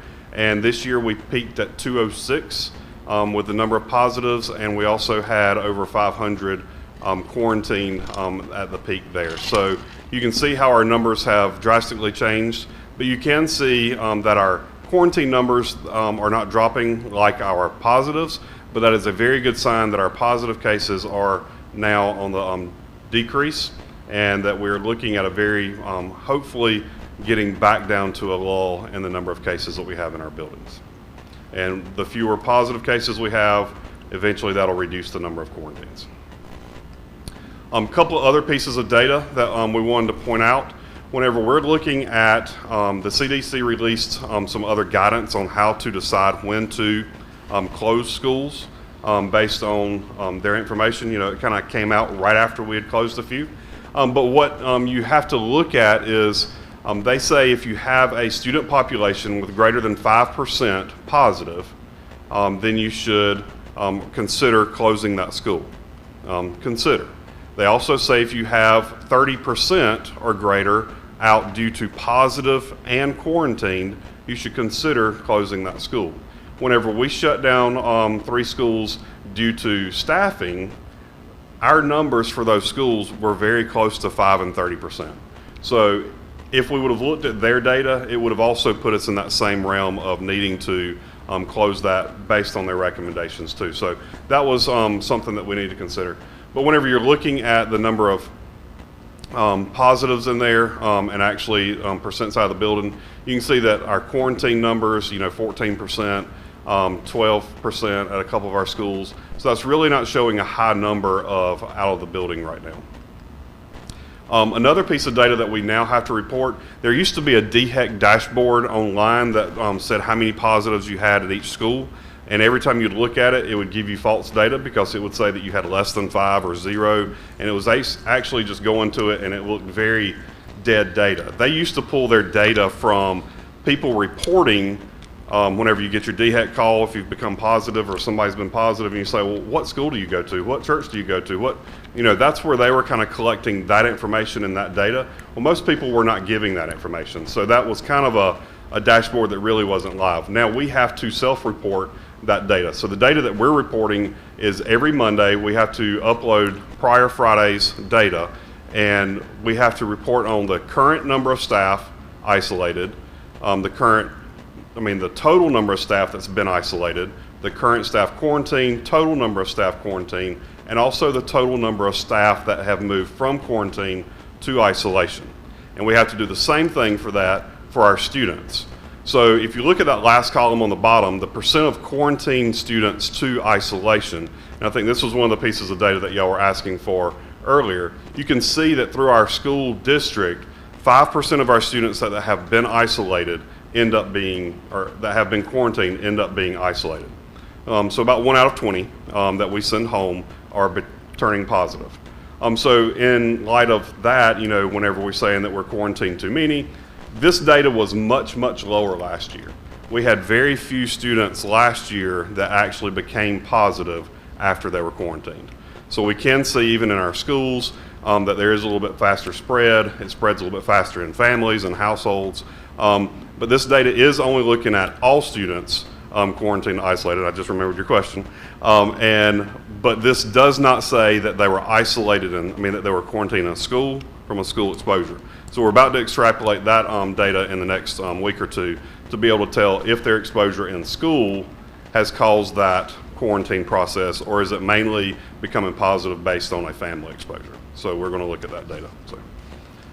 All right, some other data that's been requested has also been kind of to look at how our positives have been kind of spread out among our race and our gender. So you can see those first couple of columns there that the gender, females have been getting it a little bit more percentage-wise than our males, because we're about at a 50-50 split, maybe a 49-51. But whenever you look at the race percentages, the fourth column there, percent of isolations, you can see that Asians, 0.27%, 28% black, 5% Hispanic, right at 5% mixed, and 60%, 61% white. Does somewhat correlate with the same percentage of enrollments. Whites seem to be getting it a little bit higher rate than our Hispanics there. And also you can see that that's everything else pretty much falls out with the percentages based on the contraction of the COVID-19. All right. Also, with our COVID update, we are working closely with DHEC's vendor, Thermo Fisher Scientific, to provide an on-site collection person who will also be able to do PCR tests, that will be able to do the long test for us. That will allow us to have a place for our students to come to have the early return test. We have stopped that in our buildings just because of the massive amount of work that was on our nurses. So we are now about to start this vendor, contract with this vendor, hopefully in the next week or two. They will be on our district office campus in the mornings for people to come by and get a return test, and they will actually be in the schools, each school each day in the afternoon, and we'll have a schedule for them to be able to provide return to school, or actually to be able to determine if they're symptomatic test also. That is something that we're excited about, being able to allow that will come back in our schools for our return to school tests to shorten their quarantine. Now we have people trying to find their own tests in their different areas to be able to do that. So hopefully that'll be there soon. Do you have any questions about our COVID update? Yes, sir. So you are saying that we're gonna provide kids that go home for quarantine, that we're gonna provide a test for them when they get ready to come back? We will provide a location here that they can come by here to get their test after day 5, which would be day 6 or 7. And that test is a 24 to 48 hour test. So if that test comes back in time for them to come back on day 8, we'll accept that test. And we're actually gonna be able to start offering that soon. Now, there's 3 levels of quarantine right there. 7 days, 10 days, 14 days. Yes, we can offer the shortened 7-day, which is a return after a test after day 5. We can offer a 10-day without a test, or we can go with the 14-day CDC recommended test. Quarantine. So we will allow a negative test after day 5 to return after day 7, which is day 8. Are we counting, I know this is a crazy question, are we counting weekend days as days? Whenever you actually calculate on the calendar, the day of exposure is day 0. And then you count up until day 5. And so after that day 5, you can have the negative test. So it can't be taken on day 5. It's after day 5. Day 7, so day 6. So you can take it on day 6, day 7. If you're here negative, you can return on day 8. Weekends are included. Weekends are included on that. So it's calendar days. Dr. Penland, why did we start using day 0, or the first day is day 0? Last year, day 1 was day 1. It was the first day. Right. I think clarification came out from CDC and DHEC on how to calculate those days. So actually the day of exposure, or the day of your positive test, or the first day of symptoms are all calculated as day 0. And then you start counting on beyond then. Okay. Is all that written down somewhere? It's not written down anywhere, is it? It is in policy from DHEC guidelines and that kind of stuff. It's also linked in our reopening plan to the CDC guidelines and that kind of stuff. You know, we have it on memos that we send out to nurses and that kind of stuff. I've actually created an Excel sheet that they can look at the actual date of, that's day 0, and they can go across and see all those days. Almost be nice to have it graphically represented somehow. Right. And not to be funny, but in the industry that I'm in, we have to keep up with the age of birds. Right. And the day that we get birds, they're day 0. So right. It makes sense to me as to why the first day is day 0. But yeah. It makes no sense to me, but that's okay. That's okay. Well, you don't count your birthday, the first day you're born. I guess I've never really thought about it. You're not 1 day old until after 24 hours. So that's a good point, Anthony. Okay. Any other questions about the COVID update before I go to the next thing on my? Okay. You ready for me to keep on going? Yes, please. Okay. Keep So moving. the next thing on the agenda are policies GCD,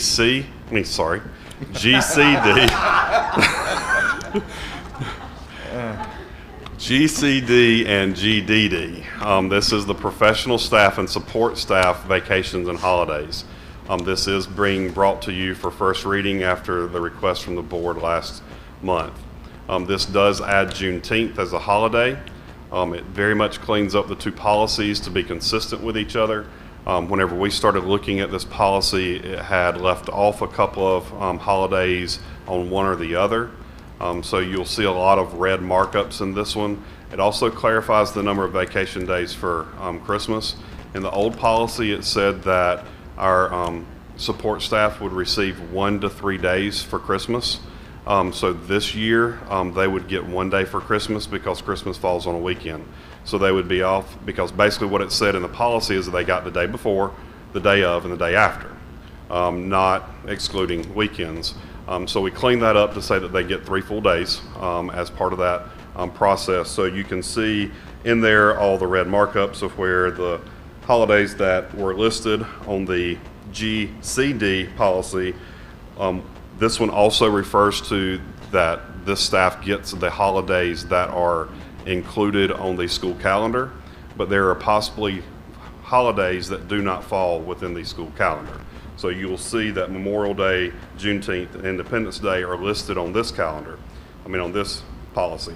Whenever you look at policy GDD, you can see that all the holidays are listed there with the red ones that are listed. And we also kind of clarified, because sometimes we say, well, do we take the Monday, do we take the Friday, do we do this, So we went ahead and just put that in policy to kind of go ahead and clarify our calendars so we're not questioning the application and the actual enforcement of the policy. Any questions about this since it's up for first reading?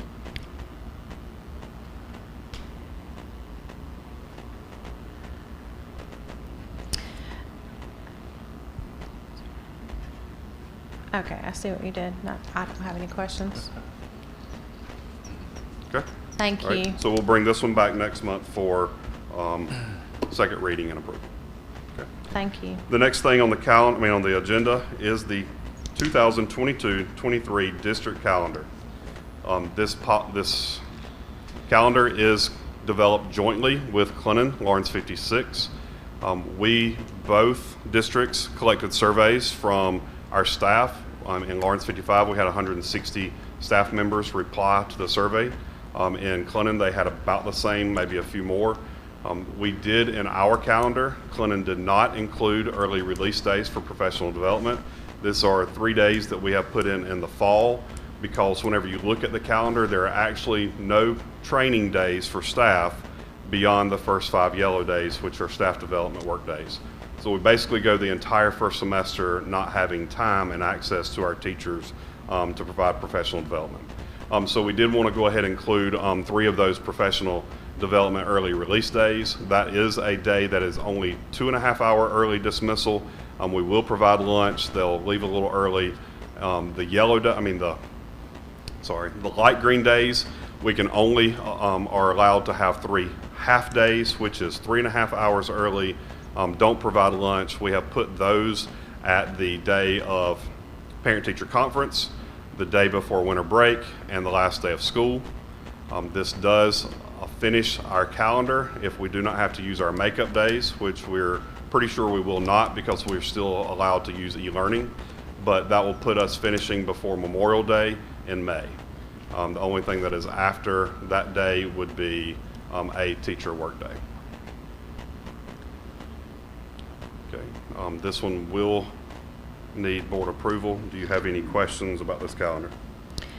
Dr. Pillen, does Easter fall on either the 2nd or the 9th? Easter is actually the 9th. Okay.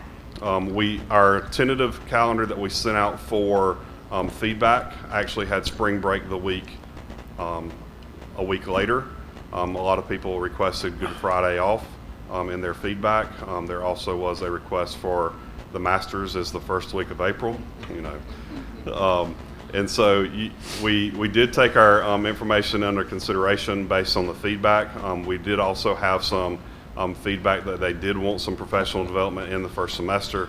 So that's the feedback that we took as we moved forward with a few edits prior to sending it to the board. Clinton did approve their calendar last night at their board meeting. Okay, any other questions? Any other questions? Okay, Dr. Penland's brought the calendar for us to approve, so if anyone would like to make a motion. I'll make a motion to approve the proposed school year 2022-2023 district calendar. Second. Thank you, thank you. All those in favor of the motion on the table to approve the proposed school year calendar 22-23. It's unanimous, thank you. Dr. Penland, the calendar is approved. Thank you. All right, the next thing on the agenda is the safe return plan. This is the 21-22 safe return to in-person instruction continuity of services plan. This one was the plan that we met on August the 26th or 7th to discuss our revision whenever we had a document from the state, the memo from the state that said that the mask would be required that following Monday, and we had to make an amendment to our reopening plan. Then we also, after we met, actually the very next morning, a memo dated the day we met on August the 27th. The memo came out saying that we did have to implement a disciplinary type action and for bus riders.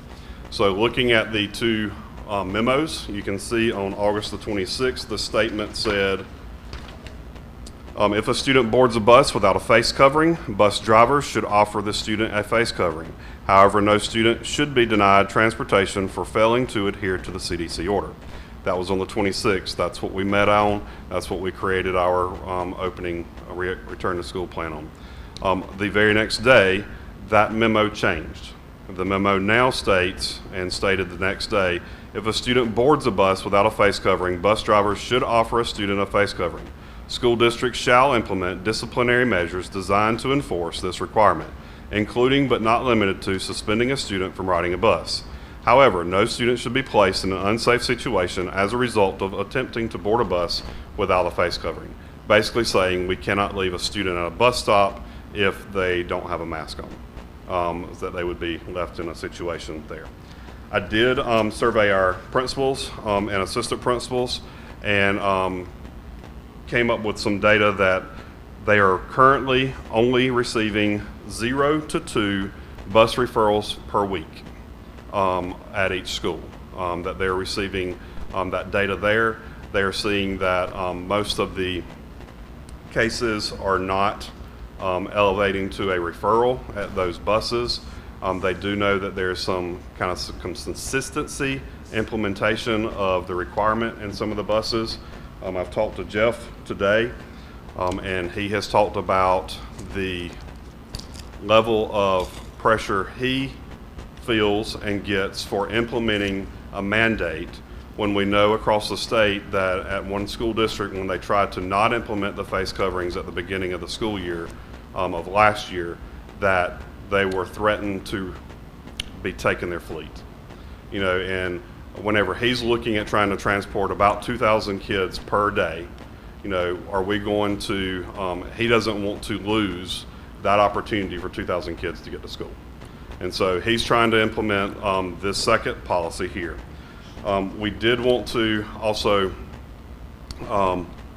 we do have to kind of amend our return to school plan. I have pulled a couple of different pieces outside just the memos from the state. There are a couple of pieces that are mentioned in here. The policy and the kind of mandate is a federal mandate. And the way that mandate worked is that it was then implemented by a department. That department is CDC is who had to implement that policy.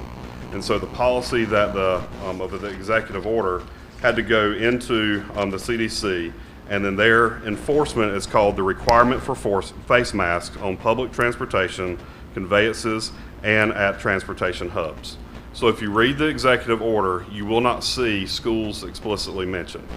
If you read the requirement for face mask on transportations, you don't explicitly see schools listed in some of that information.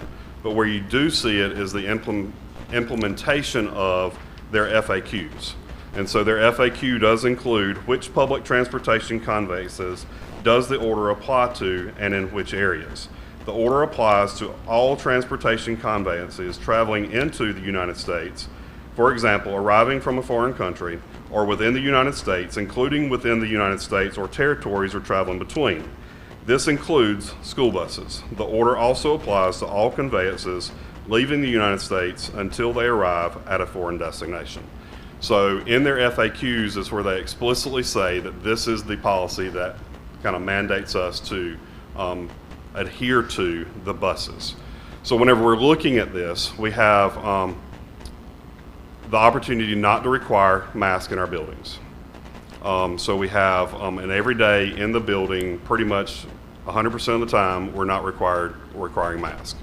But to get to school, to leave school, on a public school bus, we are still falling under this order to provide, to enforce masks. And that's very hard on our drivers. Just as I was mentioning earlier, don't shoot the messenger with our nurses. It's the same thing with our bus drivers. They're enforcing a rule that they didn't make, that they may or may not even like, but it is a rule that they're being told to enforce. So I think that's kind of where we are. We've had a lot of input. Talked to a dad today that was very angry that his child was suspended for not wearing a mask on a bus today. And I basically talked him through that I may or may not like it either, but we're in a system that now provides us guidance on part of the day and guidance on the other part of the day, and we're stuck between two different pieces of guidance and how we're going to implement that in our system. So part of what we're bringing today is to strike the one statement out of our reopening plan that says, however, no student should be denied transportation for failing to adhere to the CDC order, which basically then allows us to not leave a child on the side of the road, but it also allows us to implement discipline issues to help enforce the rule. And I know that there's a lot of, do we force the issue? Do we enforce it? Do we not enforce it?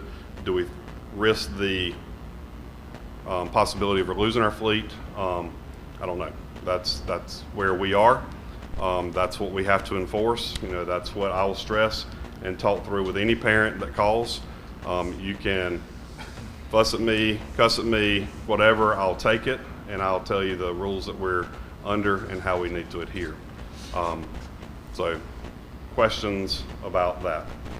Let me just share one more piece of data. I did ask how they were enforcing the bus policy at the schools. Whenever I asked the schools, most of them, first time was a warning, second time is 1 day off the bus, second time is 3 days off the bus. So that is the typical, that kind of varies just a little bit from school to school, but that is the typical standard whenever we're looking at failure to wear the mask. What happens third time? If they come back after that third day and still don't have a mask on? If we continue to follow our school bus policy and kind of protocols, the fourth offense would be 5 days. The fifth offense would be off the bus. Oh, sure enough. Yeah. And we typically do that for the semester, not the entire year.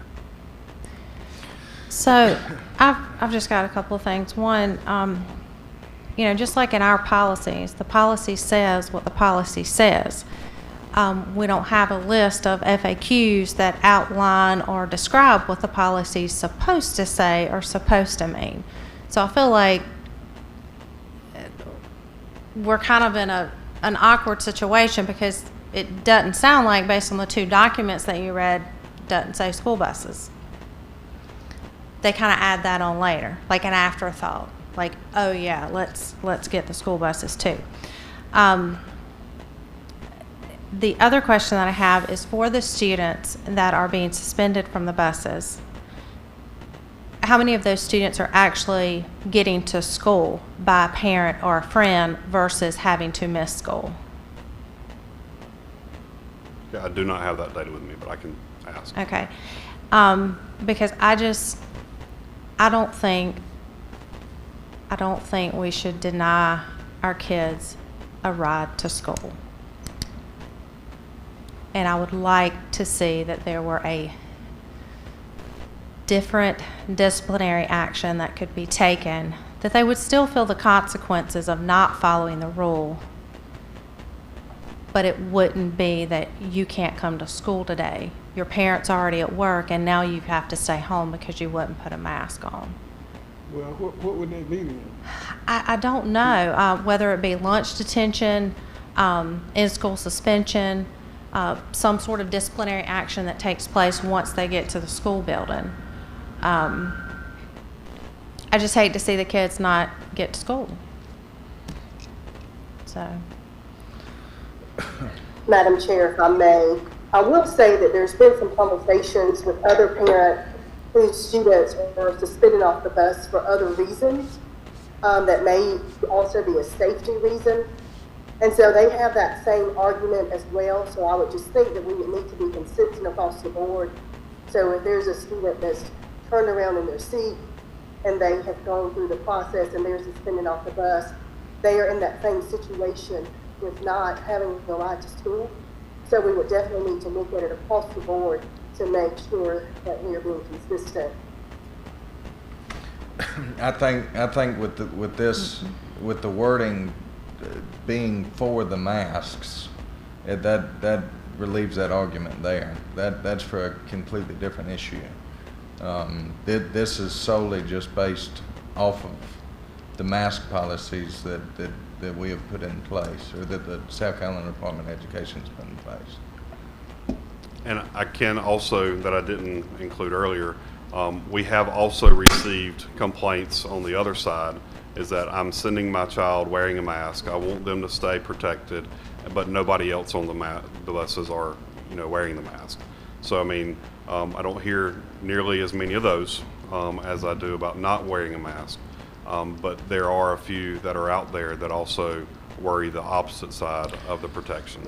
Do you have any contact data off of that we're receiving positive cases coming off of the buses? I don't, but that may be something that I could check to see whenever we look at our quarantines, if any of those contacts were actually bus students. I do know that we also try to help with airflow, and there's a couple of different things that they do on there to try to keep a little bit more fresh air coming in and out of those. Just one thing I was thinking while you were mentioning about how the Department of Education came up with their policy, with their mandate, and they referred back to the executive order by the CDC. So they're basing their mandate off of the executive order, which came from the federal level. Is Yes, there anything? I think whenever they rescinded their stance on not requiring masks on buses, Yeah. And Dr. Thomas, I think you were in a meeting where they talked about this, about that there was a lawsuit back onto the state for not adhering to that, and I don't remember what that was. Do you remember, Dr. Thomas? Yes, so the South Carolina Department of Education is being sued for not following or not implementing the mask mandate on the buses. We specifically talked to Superintendent Spearman just to see what would happen if our district did not adhere to those guidelines. And it was explicitly stated that we would lose our fleet. So, there was not, well, maybe, there was a pretty definite, you'll lose your fleet. And the only way the other district did not is that they did implement the mask, but that was last school year, but they did implement the mask mandate on the bus. But we did ask specifically, and that was the response that we were given. And it's mainly because they are being held accountable for lifting that mandate for the buses. Now, I'm not a lawyer, but the way that I understand it is that states have state rights. Therefore, they can oversee federal law. Now, in saying that, what my point was just a second ago, if they are enforcing this mask mandate based off of that executive order, which is federal law, what are the implications of the executive order if it is not followed? If that's what they're basing their decision off of, to threaten to remove our fleet, if there's no implication from the federal law executive order that there's any disciplinary code from that, why should we have a disciplinary code? I think it all boils back down to the federal funding. You know, I think they get a lot of federal funding for the fleet also from the state. And so I don't know if they were threatened with that same type of, you know, but that would be my... That'd be your guess. Right. Now, on the other hand, there has been some confirmation come from the Department of Education that each individual school district is in charge of the disciplinary action that we take. Now, it does say including, but not limited to, suspension off the bus. Therefore, at some point in time within our disciplinary code, it has to be included. But that doesn't necessarily mean that we, as a district, have to take it to that point. The wording just has to be in there somewhere. That's correct. So, we have to find out some way to where the children are still allowed to ride the bus to get to school without reaching that suspension detail. Because just as they put in this mandate, however, no student should be placed in an unsafe situation as a result of attempting to board a bus without a face covering. To me, and this is just personal opinion, to me, it's more dangerous to leave a kid standing on the side of the road at the bus stop than it is to allow a kid to ride a bus for 30 minutes, for an hour, maybe an hour and a half. Right. And I think the idea of if they're at a bus stop, we put them on the bus. If they have gotten written up and get a suspension off the bus, then they won't be at the bus stop the next morning. You know, so it's not that you're leaving them at the bus stop the next morning because they have been notified, parent has been notified, so it doesn't leave them in that dangerous situation. Is the kind of the opposite side of that. I'm with Kathy. I don't like the bus suspension. Let's do something else. I mean, parents has already been put in so many positions because of this thing. They can't work, they can't do this. That's just another, we need to do something in school once we get them there. I don't like it either, but what galls me about this thing, we have all this, at this time right here, we got all this talk about patriotism. Patriotism. This is a national crisis. It's not an individual thing. It's not students who's pushing this, it's parents who's pushing it. You don't hear a parent, you don't have a student make an argument nowhere. It's just a parent. If you don't want your child to ride a bus, take them to school. It's as simple as that. You don't own no buses. We don't own no buses. The people who own the buses, they say they want kids to wear masks. It's just the school. Come on, the big thing is they get an education. Oh, we're arguing about nothing.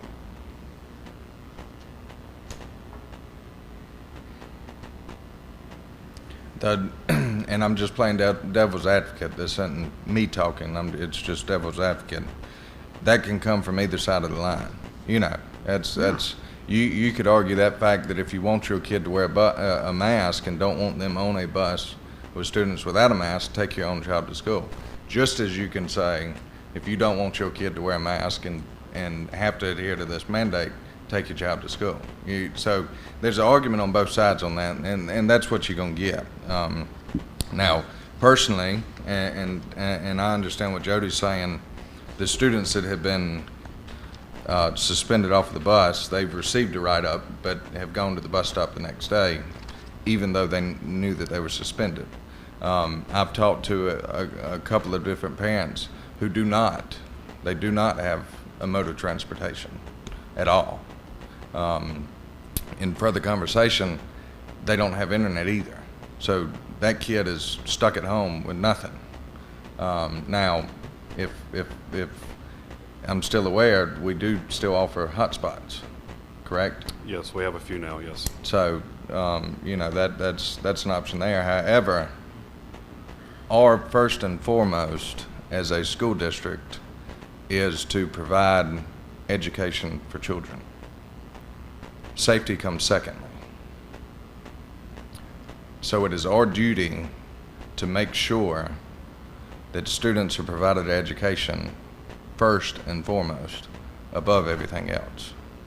And I just want to add there is I don't want whatever we put in place to jeopardize the loss of our fleet, and then that puts 2,000 kids not coming to school. Correct. So that's I where want we're us to be in a situation that we can adhere to the rules, keep our fleet, and educate our kids. And that's, and I hate to say it, but all of that right there is all that is political at a state level.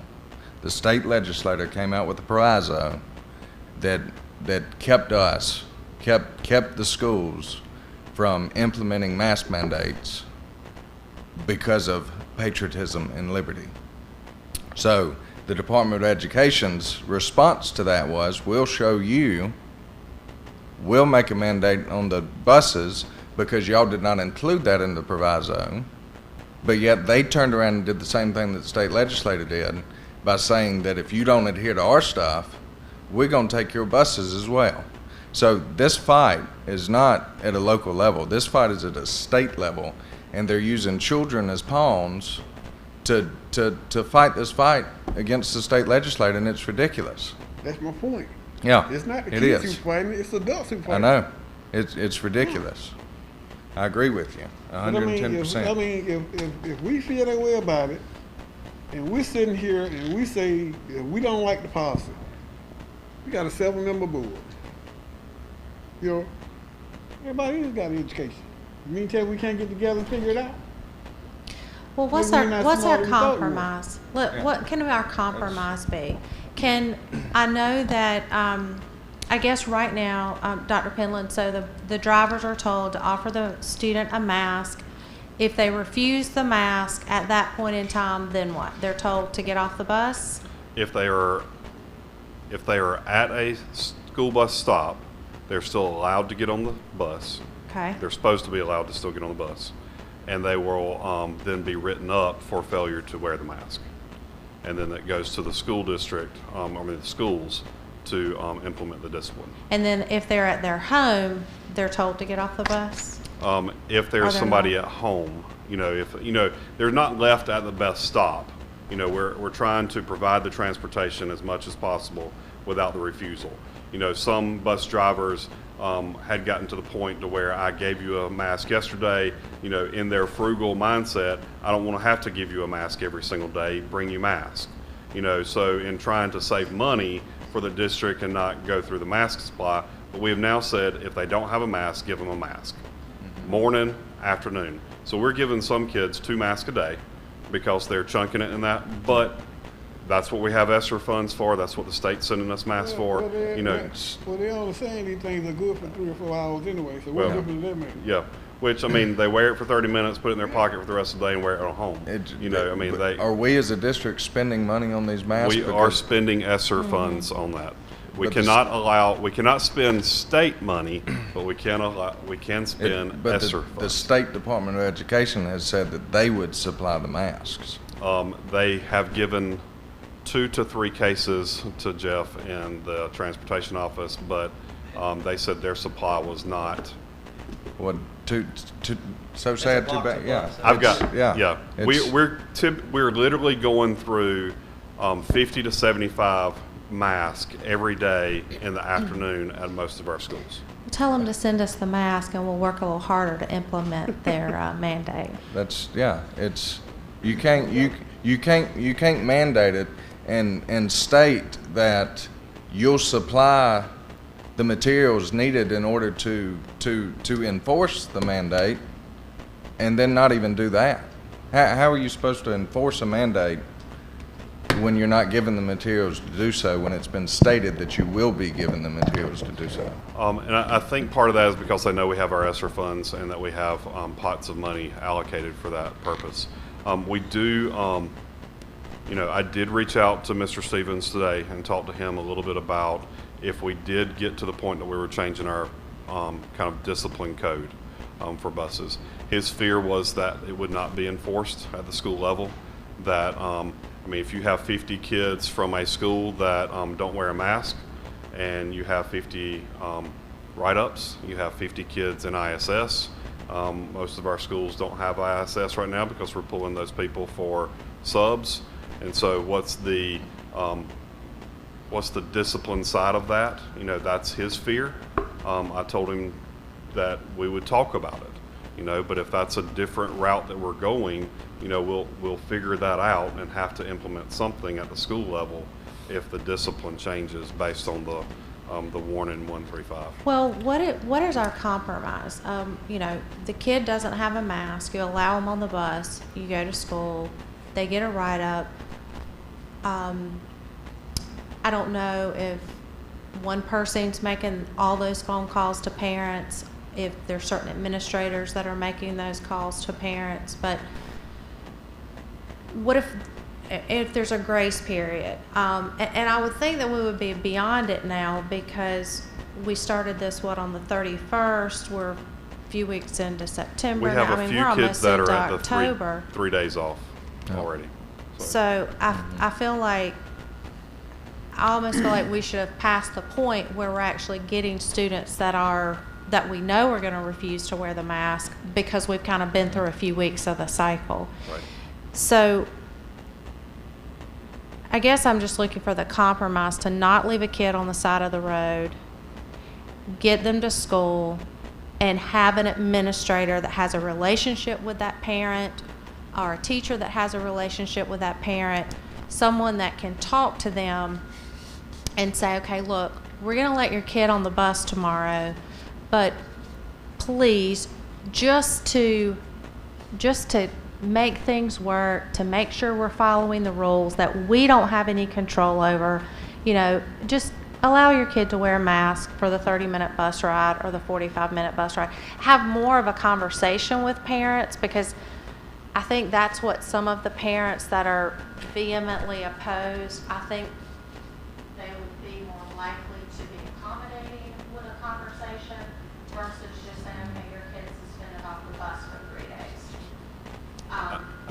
And those are conversations when they get to me, I know we're having, because I do try to just kind of put it all out there.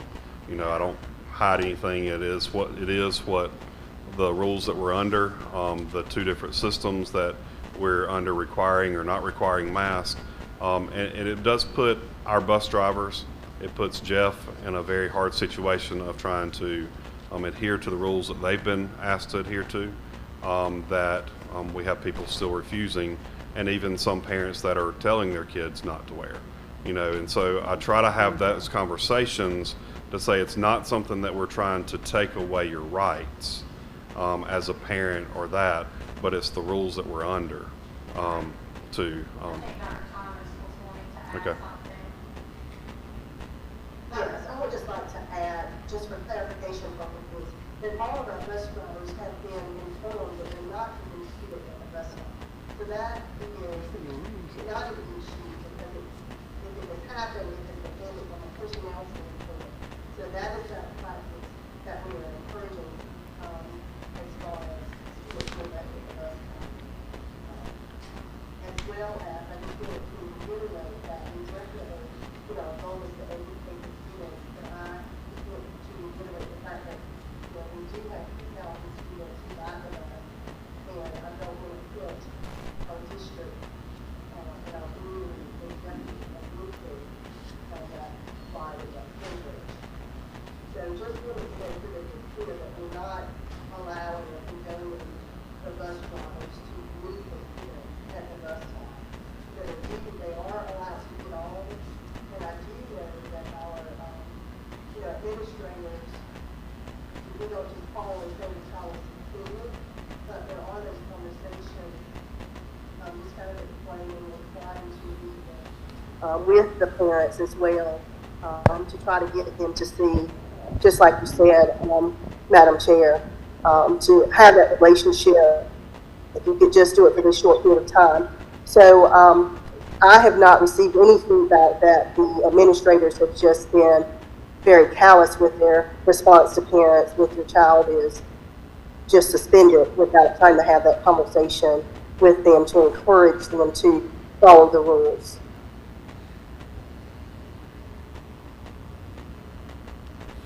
Thank you, Dr. Thomas.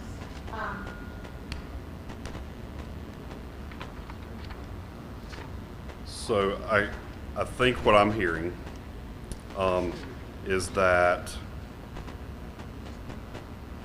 maybe a different discipline code needs to be developed for mask wearing only. And typically bus discipline falls under administrative rule. I mean, all of our discipline code falls under administrative rule. So we can continue to work on that and look at different opportunities. And I'll poll the principals, see what kind of options they have in their buildings to be able to adhere to that. You know, we would have to eventually get to the place of I'm not going to have you in ISS every single day, you know, because that's also, you're in the building, but that's not direct instruction either. Right. You know, so I think that has to be some form of a creative type look. And when does it become of this is, you know, what we expect you to do? Dr. Penland, I know you mentioned that you surveyed the principals and you said, you know, they were getting 0 to 2, I believe, referrals.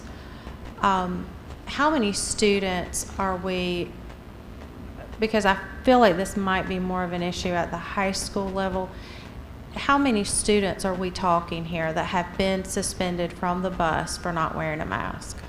I didn't get a total from them. I do know a couple of schools said they had 3 or 4, but I kind of asked based on weekly, you know, because I wanted to kind of get a judge based on how often are you dealing with mask issues, and they were saying 0 to 2 per week whenever they're looking at that, and whenever a few of them had mentioned they had gotten to the 3 days, or several of them had gotten to the 1 day off the bus.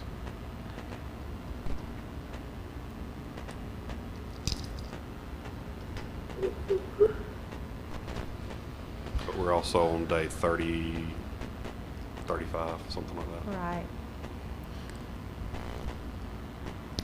I don't like pulling transportation from our students. It sounds like a small group of students based on what you're sharing. But I know based on everything that you guys have shared, that the schools couldn't handle if we had, you know, extra kids, especially at the high school level, extra kids in ISS every day. And like you said, what are they learning if they're in ISS? I mean, I don't know. You know, everybody, some schools have some form of a detention, all of them don't, based on the way they're structured with lunch and that type of thing. So, I mean, I can definitely get with them to see what type of options we have at different schools. But I don't know that it's going to be a one size for everybody based on what options they have for discipline at the schools for ISS versus lunch detention. You know, you can't really do after school detention because then that refuses their bus ride home. So you run into and get very limited on your disciplinary actions. So what if we add in 2 warnings? It gives 2 opportunities to have a conversation with parents, maybe a different administrator if the first administrator was, you know, unsuccessful in encouraging the student to wear a mask or encouraging the parent to allow a student to wear the mask. And what if we revise this instead of just striking out no student should be denied transportation? What if we included the verbiage that you shared from the State Department that says we can implement our own disciplinary action up to but not limited to suspension from the bus? So it gives a little bit of a window where you're able to do these things And kind of last resort would be, and I know technically last resort is now, because you have three offenses, but that gives us, I guess, an opening where we're going to try a little harder to talk to parents and have that relationship to get the children to abide by the mandate, but we just don't strike. We add in the verbiage saying, Is enforce this the yellow school requirement, district's including one? but not limited to suspending the student Okay. from riding the bus. Okay. Madam Chair, could Yes. it be where we add so that it's reflective of the current memo, that no student should be placed in an unsafe situation as a result of attempting to board a bus without a face covering? That would be Yes. consistent. So those last two sentences Yes. on this slide. Yes. I mean, I think that's, So we would still need to strike that one line. right, and then add those two additional lines that you have there. Okay. But I would like, and I don't know where this falls in changing your discipline code, but I think it would be nice if we had an additional warning for the students. And I guess I just worry about students who really, regardless of what's going on from the parent perspective, if the student really needs to be at school and can't get to school, I would imagine that the teachers or the bus driver somewhere along the way probably knows, okay, that student's not going to be able to get to school if they don't get on this bus. So some of those more, I guess, personal conversations to try to make sure we're doing the best we can for those students. So, That is. I think that is doing the best. But I mean, we all living in the same country. We see what's happening. That's not going to change. People who don't want their kids to wear a mask ain't going to wear a mask. The same reason they get shot. They just don't want to get shot. Can't make it. I know, that's true. That's true.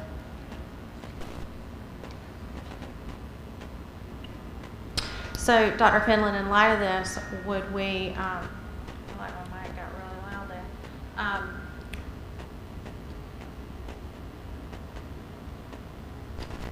In order to make the amendment on this, we would just still strike this sentence, add from school all the way down to face covering at the end.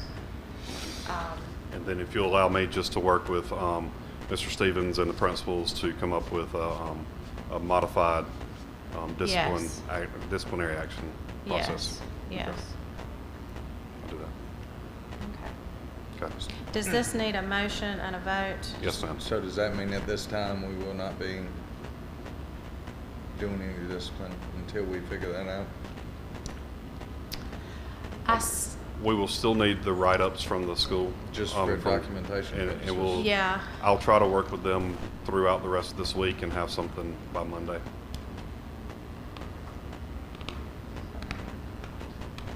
Okay. Madam Chair. Yes, ma'am. But whatever you come up, it'll be in an administrative rule, right? Yeah, and we'll bring it back forth for information, but we will start implementing that. I mean, we'll send it through your board update or something like that. That but- was my question, when they. Oh, as far as the disciplinary Yes, action? When they come up with Right. that, is that to be, effective immediately, or do we need a call board meeting for it, or what? No, I think it's just effective whenever Dr. Penland, Dr. Thomas, and those involved work it out. All right, thank you. Yeah. Can we, do we have to follow this verbatim, or can we add wording, or? You can make the amendment however you want to. As long as the rest of them approve. Mr. Patterson, I'm gonna let you have at it. So what we're looking at before any motions are made, we're looking at removing, we're only looking at removing that one line, correct? That's it. So. Yeah, and that line for everybody else states, I lost it. That however, no student should be denied transportation for failing to adhere to the CDC order. Right. Yep, Um, that would- But we were discussing potentially, Well, what I was getting to, so if you Okay. back up, yeah. So this August 27th, that is already in there. That's No, already, the 26th is in there. the 26th is in. The reopening 26th is plan. what we voted on via that phone meeting that we had, a school board meeting on the 27th. Even though that this is dated the 27th. Right. We didn't get it on the 27th. It was issued the 27th. We received on the 28th, the day after our board meeting. which was a Saturday. Yeah. Or even late that afternoon. So even though it's not within, even though it's not within our reopening plan to adhere to discipline measures, we still have to follow that because of the memo, because we're using. Right, the and we state sent out resources. things to our principals. Dr. Thomas did it was either in her weekly update or an all-call or something, whenever she sent that out on the 30th, I think. Either late the 27th, 8th, or over the first part of the next week. it was really one of those things that even though we hadn't talked about it or voted on it, because it was a mandate, they still had to follow it. Yeah, because it went into effect that Monday. Monday, the 30th. Right. 30th, after it was Saturday, Friday night or Saturday before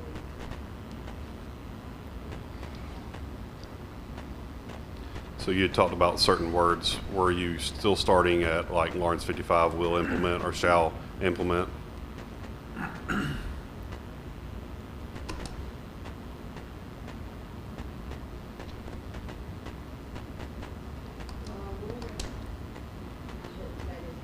So we're not adding. They also want to take out that part that says the SCDE will equip all state-owned school buses with an adequate supply of basic. Because apparently they're not doing it. No, I need to leave that in there, and I need you to Yeah. talk to them about that tomorrow. Got it. Okay. Tell them we need our mask. So within our reopening plan, the verbiage that school districts shall implement disciplinary actions or disciplinary measures, et cetera, none of that is going to be in the reopening plan, correct? No, that's what we were talking about.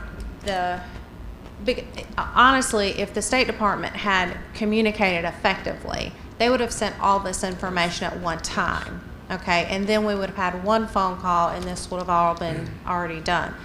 But because they sent one thing out and then we had a phone call, we made a plan, and then they changed it, that's why we're sitting here talking about this now. So if we had gotten the full mandate, their full memo, prior to our last call about this, then we probably would have included the wording, school district shall implement disciplinary action measures designed to enforce the requirement, including but not limited to suspending a student from riding a bus. And then however, no student should be placed in an unsafe environment.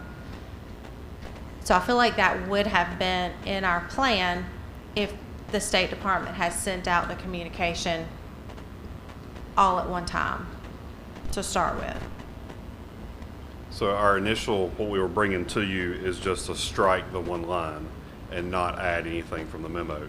But if we want to put in the reopening plan that we're implementing discipline measures due to this statement from the State Department, then I think that's where the discussion is now, of striking the one, putting this in there because it's state, kind of like that next sentence says the decision falls with the SDE, not the Lawrence County School District Board. So that still kind of wraps all that in there. All right, you're stuck over there. So talk about it. Tell me. Stuck. Let's move. I'm just, and I get that we're coming back around to it, but it's the whole suspension off the bus thing having to be included, even though they've given us the ability to create our own disciplinary actions, just doesn't stick with it. Because, and the reason I say that is there are students within our community, there's students within our state that school is a safe haven for them. So even though we may not be leaving students on the side of the road, they may be safer at school than they are at home. You know, they may be in, they may be in poverty. They may not have anything to eat. I have worked personally with missions here in Lawrence County, and we have seen families that don't have power and don't have running water. They have holes in their floors. They've got holes in their ceilings. So how can we sit here and stop children from coming to school when we have no clue what their situation may be at home? It may not be an abusive household issue. It may be the fact that they hadn't eaten in 2 or 3 days over the weekend, and the only time that they get to eat is when they come to school. I would certainly hope that for our students that are potentially in that type of situation, that their parents would choose to just put them on that bus and follow the rule. I get that. I know. That's what I would hope that they would be doing. I mean, I do understand that, but it's. But then going back to what I said before, I think that those students, I guarantee your bus drivers know who they are. And I would imagine that your bus drivers would be empathetic to conversations with those students, and that the administrators would be empathetic in conversations with those parents to try to get everyone to follow the rules so those students can get to school. I agree. We just need a consistency across the district, because so far the things I've heard is we've got some inconsistency as it comes. I mean, I love my idea of putting discipline in the school building versus getting them, suspending them from the bus. But it sounds like that would just be taking one problem and compounding it onto teachers and staff in the schools. Exactly. Yeah. And Exactly. I know that, That's- I know no one needs that. Can we bring So- back a ruler pop, and as they get off the bus, you just pop them across the hand? And that's, You would be the only one that knew how that felt like. I mean, Not true, Joe. That is Well, true. we've already said it's gonna be an administrative rule, right? yeah. Yes, sir. Okay. So I don't think we just need to continue this discussion all Yeah. night long. Yeah, it's, Give it to them, let them figure it out. We will take all of your feedback very seriously, and I appreciate the hard conversation. This is where we live in our toiling between the Joe, two one more policies. thing. If you're at the house, that kid, or I would have, he's gonna tell you mom and daddy's home. You're not gonna put him on the bus. He's gonna go drink 32 soft drinks and eat candy all day. I mean, that's what I'd have done. So the bus driver can't physically go see if anybody's in that house, is what I'm saying. that's Right. That ain't real. And they do the best because our bus drivers know and love their areas that they drive in. And so they recognize if the car's there, if a house is on, if the lights, they pretty much can tell just by pulling by if there's somebody there. Well, I would be interested to know how many students total we're Okay. talking about, Yeah. just whenever you gather that information, but for the sake of time, for the sake of time and Let's- further discussion, I'll make a motion to strike the wording from the current reopening plan. do we want to include in that motion to add the other 2 sentences? Or no? That's totally up to you since you're making Not the at this motion. time. Okay. Not at this time. So that is, the motion is to strike the words as presented in the packet. Yes, ma'am. Is there a second?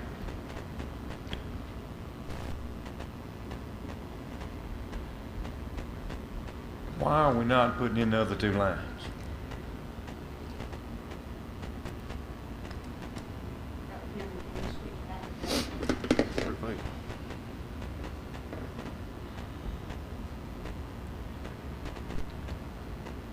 So I think not having a second, you can have another motion, right? Yes. We can have another motion. All right, that motion failed. Would we like to have another motion? Yeah, rule on the first one yet. I'm sorry, I couldn't hear you. Haven't ruled on the first one yet. We didn't have a second on it, so it failed. Okay.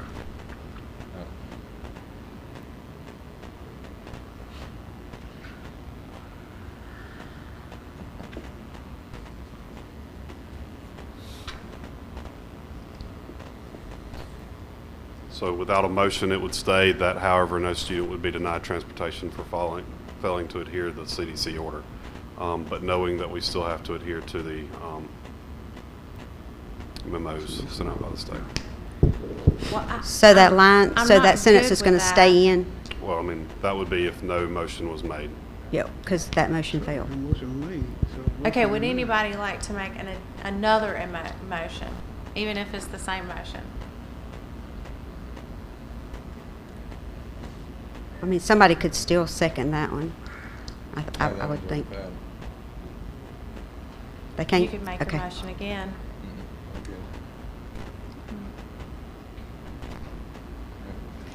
I just don't think we can leave without, I mean, we just have information that we can't live up to in the plan. So I feel like we need to do something. Well, I mean, personal advice, it doesn't matter. I mean, you put the motion to the floor, nobody want to make a motion, it's supposed to be denied. We can't just hold it open forever. Well, I can still make a motion. So JD, would you flip to the other, or Dr. Penland, would you flip to the other screen for me? Okay, so I make a motion that we strike, however, no student should be denied transportation for failing to adhere to the CDC order. And that we add, school districts shall implement disciplinary measures designed to enforce this requirement, including but not limited to suspending a student from a bus.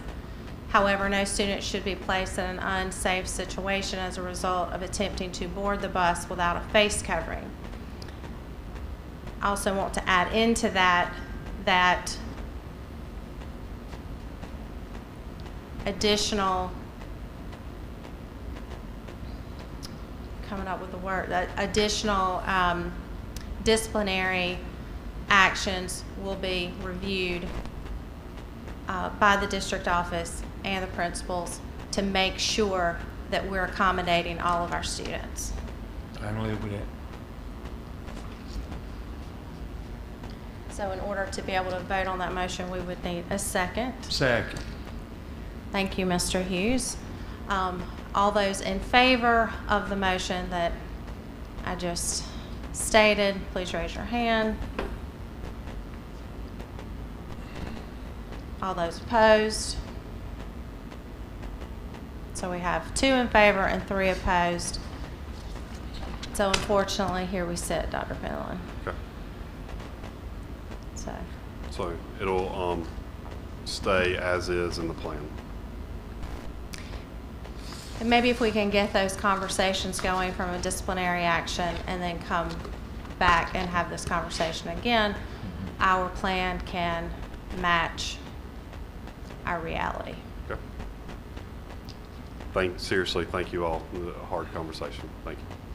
Thank you. All right. Thank you, Dr. Penland. We are going to, we're going to pass by the school law conference reports based on our agenda with Mr. Varner asking to remove or postpone that till next month. And then now we're going to move on to the South Carolina School Board Association Delegate Assembly information. I don't specifically think we have to do anything tonight on this, but we do need to determine, Lisa, Ms. Wilson, is one person we choose or 2? The district has 2 votes. Those can be assigned to 2 different people, 1 each person, or they can both be assigned to the same person. Okay. I would like to let you all know that while we were sitting here, I got an email from School Boards Association this evening saying that the room blocks will open October 18th. So we'll need to determine who's going to be going before you assign those votes. So Okay. And do we have to vote on who's going, or can we just determine who's going and let you know? generally, it is a board action. It's a board and action. open session. Okay. Yes, ma'am. And the reason I put it on there is so that you could have this conversation and you all could be thinking about who's going to be going. And then I'll need you all to take action in October because I have to send that in by November 15th to the School Boards Association. Yes, ma'am. Okay, so everyone be considering if this is something that you would like to do. The date is December 4th, and then we will wait until Mr. Raw and Ms. Ware are also with us and take action on that in October. So now, Mr. Lawless, thank you for giving us a second there. Sorry about that. I kind of jumped the gun, didn't I? We're going to have an easy conversation. I'm going to give you some information about the school district finances. Our balance with the treasurer as of August 31st, 2021 was $7,295,276. Revenues for the general fund for the first 2 months of the fiscal year, $5,136,642, with expenditures for the same period of $3,902,365, which is a difference of $1,234,277, with tax collections for the month of August being $404,953. All those are relatively in line with where we were last year, with a slight increase with the property tax collections. Does anybody have any questions about that? Thank you. Thank you, Mr. Lawless. Who knew that the numbers would be the easy conversation? I know the money used to be the tough stuff, didn't it? Dr. Harris. Everybody like you, boy. First time anybody has presented after finance in the history of these meetings. So, Dr. Thomas wanted me to just update you on a couple of things. One is Sanders. The Sanders project continues, and I want to first of all thank Mr. Dawkins and his staff at Sanders for their cooperation through all this and their flexibility through all this. They're making it over there because they're trying hard every day to do without an office and be in a different place. They have their office set up in a different place. And I've appreciated Josh through all of this. He's doing a good job, and he's being tested this year with a lot of circumstances other people aren't having to deal with. So as a first-year principal, he's doing very well. I mean, does he really need an office? Doesn't he just bounce around the hallways to be an administrator?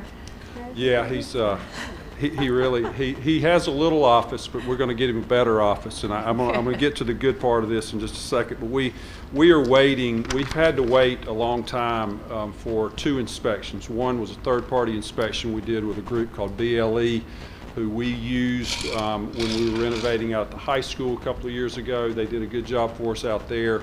Thought they would do a good job again, but it's been a big delay in getting that done. They did get it done just a couple of weeks ago.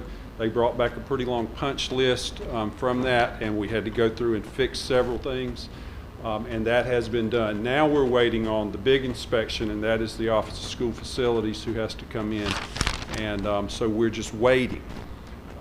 It's been frustrating dealing with this because I was asked about third-party inspector who we wanted to use on July 14th. And I gave that information back to the architect on that day. And since then, so we were led to believe, the district was led to believe by our contractor, right up to the first week of school, that we were going to be in the first week that teachers were back.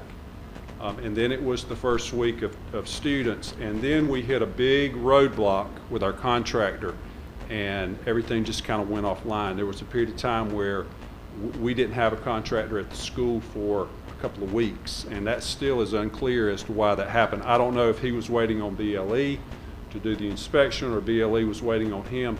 I don't have the answer for that, but we're waiting on OSF. I did look at the website. It says OSF says on their website we are substantially completed, so we're very close. We just have to get somebody in to do it. When they get here, I think we will pass the inspection because we've done the work, and then we should be ready to occupy. But I would not guess but I wanted you to know I wasn't giving you information that before. I thought we were close, and I thought we were going to make the deadline before students came back. So, again, it's unfortunate for the Sanders community over there, and we're going to try to get it. We're going to try to get it finished up here as quickly as possible. But I'll continue to update you on that. As far as other things for Sanders, we have met with the architect about science labs over there or projects over there related to science labs. So we had Jim and I had a meeting over there with him, and he's coming up with some ideas, so we'll go forward with that once this other one is completed. We still have roofing going on at E.B. Morse. That contractor has had real problems with help this summer, which a lot of people are experiencing. He's had some problem with some lead times on some materials.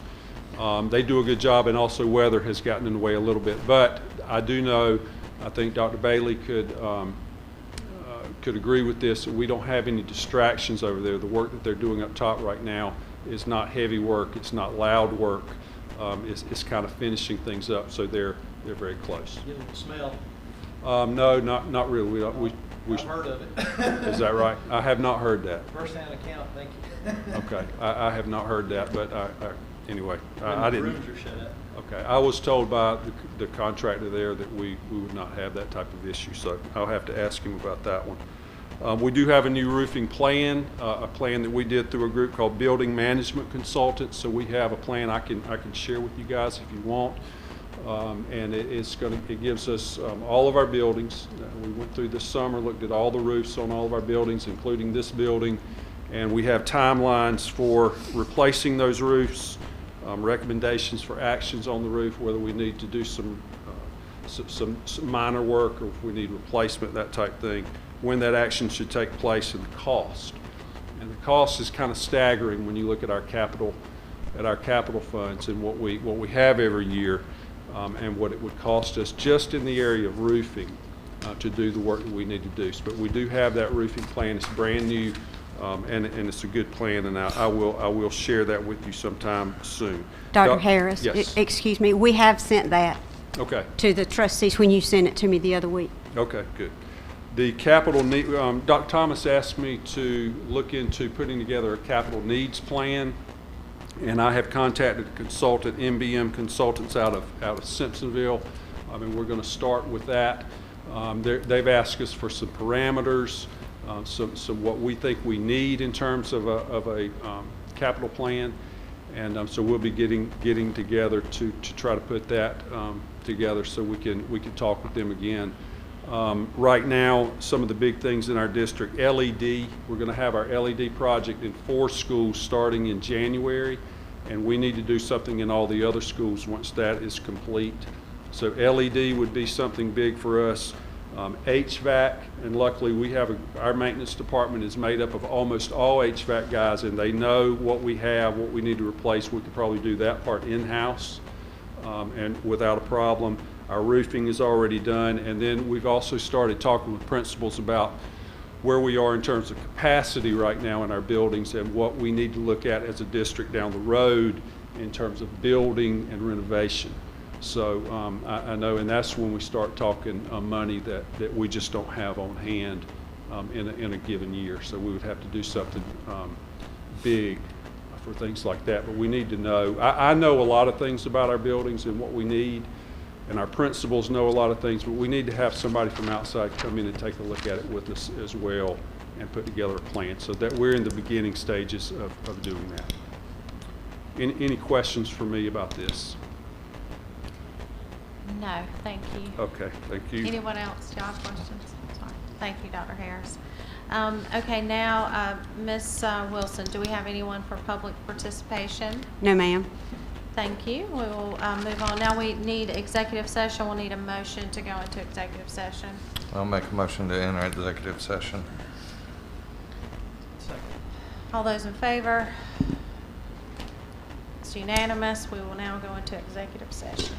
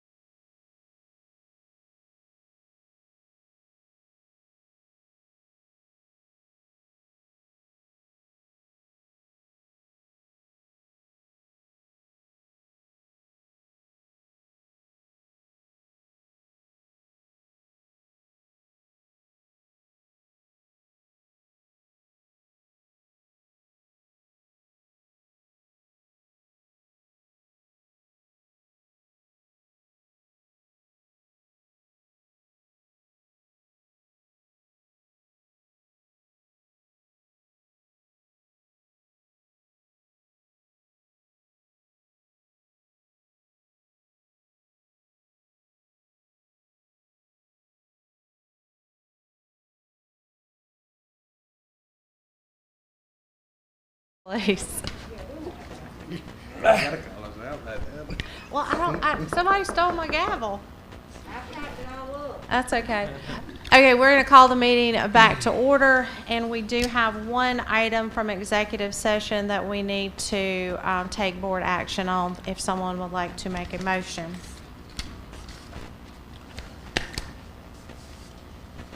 And Mr. Patterson has to recuse him. I don't. Okay, We'll never discuss that. mind. Yep.